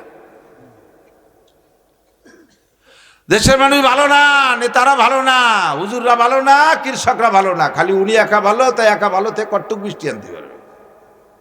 বলবেন কি বৃষ্টি হয় না কেন? হুজুর আমার দোষে বৃষ্টি হয় না। প্রত্যেকটা মানুষ বলতে হবে আমার দোষে বৃষ্টি হয় না। আমাদের কইতে গেলে আপনি সবাইকে দোষী মনে করতেছেন কেন? দরকার নাই। আমার দোষে বৃষ্টি হয় না। বেশি বৃষ্টি হচ্ছে কেন? এটা গজব আমার কারণে। করোনা হলো কেন? আমার কারণে। মহামারী কেন হলো? আমার কারণে। ঘূর্ণিঝড় কেন হলো? আমার কারণে। প্রত্যেকটা মানুষ যদি নিজেকে নিজে দোষী মনে করি, তাহলে তওবা করাও সহজ, আর সব মানুষ ভালো হওয়া সম্ভব। কিন্তু মুশকিল হলো আমরা সবাই বক্তা হয়ে গেছি, সবাই উপদেষ্টা। ওই যে মোল্লা জিয়ন রহমাতুল্লাহ আলাইহি বাচ্চা আলমগীরের সময় মোল্লা জিয়ন উনি খুব পাকা পাকা কথা বলতেন, আর উনি এমন এমন কথা বলতেন। মোল্লা জিয়ন মানে এই যে মিলা থোড়া মোল্লা না, কওমি মাদ্রাসার সিলেবাসে উসুলে ফেকার সবচাইতে কঠিন কিতাব যে কয়টা, তার ভিতরে একটা নুরুল আনোয়ার। এই নুরুল আনোয়ার লেখছে মোল্লা জিয়ন বাদশাহ আলমগীরের মন্ত্রী চলাকালে এই কিতাব লেখছে, যেটা সেই থেকে নিয়ে আজও পর্যন্ত দর্শে নিজামিতে পড়ায়, এবং উসুলে ফেকার সবচাইতে মজার কিতাব নুরুল আনোয়ার। তো বহুত বড় আলেম, এমনি উপাধি, ওই যেমন আফগানিস্তান থেকে মোল্লা ওমর, মোল্লা কয়, মোল্লা ওমর মানে মিলা থোড়াইনি মোল্লা না, ওটা বেটা মোল্লা। তো এই মোল্লা জিয়ন রহমতুল্লাহ আলাইহি মন্ত্রী সবাই বসলে উনারে যদি কেউ একটা কথা বলতো, উনি এমন জবাব দিত, তাতে সে লজ্জায় আর বছরের মধ্যে উনার সাথে কথা বলতে সাহস পেত না। আর মোল্লা জিয়নের কাছে সবাই হারিয়ে যায়, বাদশাহ মাঝে মাঝে কথা বলতে যে হারিয়ে যায়। তাই আজকে বাদশাহ মোল্লা জিয়নরে বলছে, মোল্লা বলেন তো আমার এই পুকুরি কয় গিলাস পানি আছে? আপনি তো এত ফাঁকা ফাঁকা কথা কন, আপনার মেজারমেন্ট হিসাব নিকাশ খুব কঠিন। বলেন তো পুকুরি কয় গিলাস পানি আছে? না বলতে পারলে পরে আজকে কিন্তু সব এমপি মন্ত্রীর হাতে তালে জি স্যার ঠিক হয়েছে, আজকে মোল্লা ধরা খাইছে, বলাই লাগবে পানি কয় লাগবে, গিলাস পুকুরি কয় গিলাস আছে পানি। মোল্লা জিওর কাছে, স্যার গিলাসটা কটুক তা তো কর নেই, গিলাস তো ছোট বড় কত পদের আছে। তার মানে হ্যাঁ, যদি গিলাসটা পুকুরির সমান হয় তাহলে এক গিলাস, মানে কয় গিলাস? আর গিলাসটা যদি পুকুরির অর্ধেক হয় তাহলে 2 গিলাস। এভাবে গিলাসের আইডিয়া না দিলে আমি কিভাবে মাপব? মন্ত্রী কয়, ইয়ে হুজুরে আটকানো যাবে না, মোল্লারে আটকানো যায়, কঠিন মোল্লা, এ মোল্লা সে মোল্লা না। এখন বলতেছে, মোল্লা বলেন তো দেশে রুগী বেশি না ডাক্তার বেশি? দেশে রুগী বেশি না ডাক্তার বেশি? পুরো পরিষদের কাছে জিজ্ঞেস করতে, সবাই বলতেছে স্যার ডাক্তার তো আমাকে আব্দুল খালেক ডাক্তার, আর ওই পাশে জামাল ডাক্তার, ওই পাশে আছে হরিভদ্র ডাক্তার, এর ডাক্তার তো 4 বছর, রুগী তো সব। তো এবার মোল্লারে জিজ্ঞেস, মোল্লা বলেন তো, আপনি বলেন তো। মোল্লা কইতেছে, স্যার দেশে ডাক্তার বেশি রুগী কম। এটা বাচ্চারও মাইন্ডের সাথে মিল হয় নাই, ওনার আকীদার সাথে মিলে নাই। বাচ্চা বলে, কি বলেন, আমরা তো মানুষের মধ্যে তো সবই তো সুস্থ, এর মধ্যে ডাক্তার তো আমরা কেউ না। তা আপনি বলেন ডাক্তার বেশি রুগী কম, এ প্রমাণ না করতে পারলে কিন্তু সামনে আরো কঠিন আছে। তো 2-3 দিন অধিবেশনে আসে না মোল্লা জিয়ন ইচ্ছাকৃতভাবে। পরে খবর দিয়ে আনছে, এই চাদর গাই দিয়ে বগলের মুসৈরি আইছে, অফিসে ঢুকছে সংসদ ভবনে। মোল্লা কি খবর? ঢুকছে যখন সেই সময়, মোল্লা কি খবর? 3 দিন আসে না, কয় স্যার বগলে 20 ফোড়া, এর জ্বালায় চাটাচ্ছে কামড়াচ্ছে, হলেও না ফাটেও না, মহাবিপদে আছি, এই জন্য আসতে পারে। এই বলতে বলতে এমপি একজন বলতেছে কচুর পাতা বাইটিয়ে লাগালি পাইকে যায়। একটু আগলে আর একজন বলতেছে না ওই মুসুরির ডাল বাইটিয়ে লাগালিও সেরে যায়। আর একটু আগলে আর একজন বলতেছে কয় যে কবুতরের পায়খানা লাগলেও ফাটি যায়। এরপরে বাচ্চা নিজের দ্বারে গেলে বাচ্চাও বলতেছে তাও হয়, আবার নাকের শিয়েন একটু লাগালিও সেরে যায়। এখন উনি বগল ছাড়িয়ে দিয়ে কয় স্যার বগলে ঘোড়া টোড়া কিছু না। আমি বলে তাই প্রমাণ দেন, আমি রুগী আমি একা, আর এই জায়গার আমরা সব কয়জন ডাক্তার। দেশে রুগী বেশি না ডাক্তার বেশি? এবার জিজ্ঞেস করছে দেশে ফতোয়া চানেওয়ালা বেশি না দেনেওয়ালা বেশি? তাও মোল্লা কয় ফতোয়া দেনেওয়ালা বেশি, ফতোয়া চানেওয়ালা কম। মশলা চার দোকানে আমরা উলামায়ে কিরাম বসা আছি, আমার কাছে মশলা জিজ্ঞেস করছে ভাইজান হুজুর এই মশলাটা কি হবে? পকেটে মোবাইল রয়েছে, বন্ধ করতে মনে নাই, এই নামাজে দাঁড়াইলে তো রিংটন শুরু হয়ে গেছে, কেউ ফোন দিচ্ছে বাঁচতে দাঁড়িয়েছে, এই মুহূর্তে কি করতে পারি? ফতোয়া চাইছে আমার কাছে, আমি ভাবতেছি যে কিভাবে বলবো। ভাবতি বাপ রে বাপ 20-22 জন ছেলে চার দোকানে বিড়ি খা মুক্তি ফকা ভক ফতোয়া দিয়া শুরু করে দিয়েছে, বিড়ি দুমার মশলা একসাথে বাড়িতে তালে রয়েছে। কতক্ষণ মোল্লারে কোনোভাবে আটকাতে পারে, একটু কই আর কি মজার কথা, মোল্লারে কোনোভাবে আটকাতে পারে না। লাস্টে একদিন মোল্লা মন্ত্রীদের ওনার আড়ালে সব এমপিদের মন্ত্রীদের বলছে কালকে সবাই একটা ডিম নিয়ে আসবা। এ মোল্লারে তো ঠগাতেই পারি না, যা কই তাই দিয়ে ছাড়াই চলে দেখায় দেয়। কালকে সবাই একটা ডিম আনবা, পাশার নিচে থুয়ে গোপনে বসে থাকবো, একটা কায়দারে বসা যাতে ভেঙ্গি চুরে না যায়, এ খবর যেন মোল্লা জানে না। মোল্লার তো দেরি হয়ে আসে, আমি রাগারাগি করে বলবো যে সবাই মুরগির মতো পিছে টানেন, ডিম পাড়েন সবাই। তো সবাই ভাষা চলতে ডিম দেখাবেন, মুরগি মোল্লা তো দেখাতে উনি তো জানেন আনবে না। কালকে এই ডিম প্রদর্শনীতে একটা ঠগানো দেওয়া হবে মোল্লারে। তো সবাই এরকম পাশার নিচে ডিম থেকে বসে রয়েছে, মোল্লা আইসে পরে। এখন বাচ্চা কৃত্রিম সাজানো নাটক, আপনাদের দ্বারা কিভাবে দেশ চালাবো, এরকম খালি মুরগির মতো পিছে টানেন, আপনারা মুরগির মতো ডিম পাড়েন। পল্লী ভাষার তলেতে ডিম একটা বাইরে সবাই দেখাইছে যে স্যার এই যে ডিম, আর মোল্লার তো ডিম নাই, মোল্লা দাঁড়াইছে, আর মোল্লা বুকা সাজিয়ে গেছে, মোল্লা কি ব্যাপার ডিম দেখান না কেন? এর মধ্যে মোল্লা ডাই করছে কুকুক কুক, তার মানে কয় স্যার এতগুলো মুরগিতে ডিম পারলে একটা মোরগ না থাকলে তো ডিম বাওয়া হয়ে যাবে না, আমি মোরগ। মন্ত্রীরা কয় স্যার আজকে হাতে ধরে ঠকালেন, ইয়ার দরকার ছিল। সবসময় বলদ বানালে হবে না, আল্লাহ যদি কোনো এরম যোগ্য হাক্কানি রব্বানি আলেম বহুত ইচ্ছা আছে, সেগুলো আর দরকার নেই। আজকে রাত্রে আমরা নিজের দিকে তাকাবো, মোল্লার দিকে তাকাবো না। মসজিদের হুজুর খারাপ, এমপি সাহেব খারাপ, চেয়ারম্যান সাহেব খারাপ, শিল্পপতি সাহেব খারাপ, ও খারাপ সে খারাপ, কেউ খারাপ না, সবাই ভালো, আমি খারাপ। নিজেকে নিজে খারাপ জানিয়ে গভীর রাত্রে আল্লাহর কাছে আজকে দোয়া করবো, রাজি আছি না? দোয়া করা যাবে? 5 খানতে তো মনে আছে, আল্লাহকে মানি তো হক আদায় হবে কার? কিছু চাইতে হলে কার কাছে? কোন নেতার কাছে। কোন নেতার পিছনে স্লোগান দিতে যে যদি বলেন অমুক ভাইকে দিলে ভোট শান্তি পাবে দেশের লোক, আপনি পাক্কা মুশরিক, আপনি পাক্কা মুশরিক। কোন পীরের কাছে মান্যত করে যদি আপনি ছেলে সন্তান বা অর্থ সম্পদ কামনা করেন, আপনি পাক্কা মুশরিক। বট গাছ, তাল গাছ, বেল গাছ, মান্দার গাছ, বিভিন্ন জায়গায় মুসলমানরা যে সে জায়গা ফুল দেয়, এগুলো সব শিরিক। শিরিক থেকে বাঁচেন। ওয়ালা তুশরিক বিল্লাহ ইন্নাশ শিরকা লাযুলমুন আযীম। আল্লাহর দেয়া নিয়ামত ব্যবহার করে শুকর আদায় করব, শুকর আদায় না করার নাম কুফর। ভালো খানা দানা, ভালো পোশাক করে বলবো আলহামদুলিল্লাহ। নতুন পোশাক করে দোয়া আছেন আলহামদুলিল্লাহিল্লাযী কাসানি মা ওয়ারিয়া বিহি সাওয়াতি ওয়া তাজাম্মালু ফি হায়াতি। এই দোয়া পড়বেন, শুকর আদায় হলো পর নতুন পোশাকের। খানা খেয়ে আলহামদুলিল্লাহ, পানি খেয়ে সাকাহুম রাব্বুকুম শারাবান তাহুরা। আলহামদুলিল্লাহ দোয়া করবেন, আল্লাহর কাছে শুকর আদায় করবেন। শুকর আদায় না করার নাম কুফরি। এই লোকটার দোয়া কবুল হয় না। আর শরীয়তে যেগুলো বেদাত বলেছে বেদাতগুলো ছেড়ে দেন। আজকে শবে বরাতে রাতভর কান্নাকাটি, দিনের বেলা হবে রোজা। কুমু লাইলাহা সুমু ইয়াওমাহা, রাত্রে জেগে ইবাদত, দিনের বেলা কান্নাকাটি, দিনের বেলা একটা রোজা। এই শবে বরাতে কোনো হালুয়া রুটি নাই, কোনো গোশ খাই নাই। এই দিনটা রাত গেলে যাবে কান্নাকাটিতে, দিন যাবে অনাশন ধর্মঘট, তার নাম রোজা। এই না খাওয়ার কান্নার ভিতর দিয়ে রাত কাটবে, দিন কাটবে। খাওয়ার একটা দিন আছে, খাওয়ার আছে 6টা দিন, 5টা দিন হলো 2 ঈদের 5 দিন। আর মুহররম মাসের 10 তারিখ নবী পাক বলেন, মান ওয়াসালাইয়া আলিহি ফিন নাফকাতে ইয়াউমা আশুরা ওয়াসাল্লাহু আলাইহি সাইরা সানাতিহি। মুহররম মাসের 10 তারিখে দিনের বেলা রোজা রাইখা আগের রাত অথবা পরের রাত্রে ফ্যামিলির সদস্যদেরকে নিয়ে ভালো খানা খাইলে আল্লাহ পাক আগামী 1 বছর রুজির বরকত বাড়াইয়া দেয়। পহেলা বৈশাখে ফান্তা ইলিশ খালি রুজির বরকত বাড়বে কোনো কিতাবে লেখে না। 14ই ফেব্রুয়ারিতে এই আকাম কুকাম করে বেড়াইলে তাতে কোনো ভাগ্যের পরিবর্তন হবে তা লেখে না। হ্যাঁ, ভাগ্যের পরিবর্তন হবে, ডিমোশন হবে। 14ই ফেব্রুয়ারি যুবকরা তওবা করো, প্রতিজ্ঞা করো, 14ই ফেব্রুয়ারিতে আমরা নোংরামিতে অংশগ্রহণ করব। ওই রাত্রে যত গুনাহ হবে, তুমি যদি শরীক হও, তুমি এমনি মাঠে গেছো, তুমি গুনাহ করো নাই, তবে ওই দলের সাথে শরীক হইছো, ওরা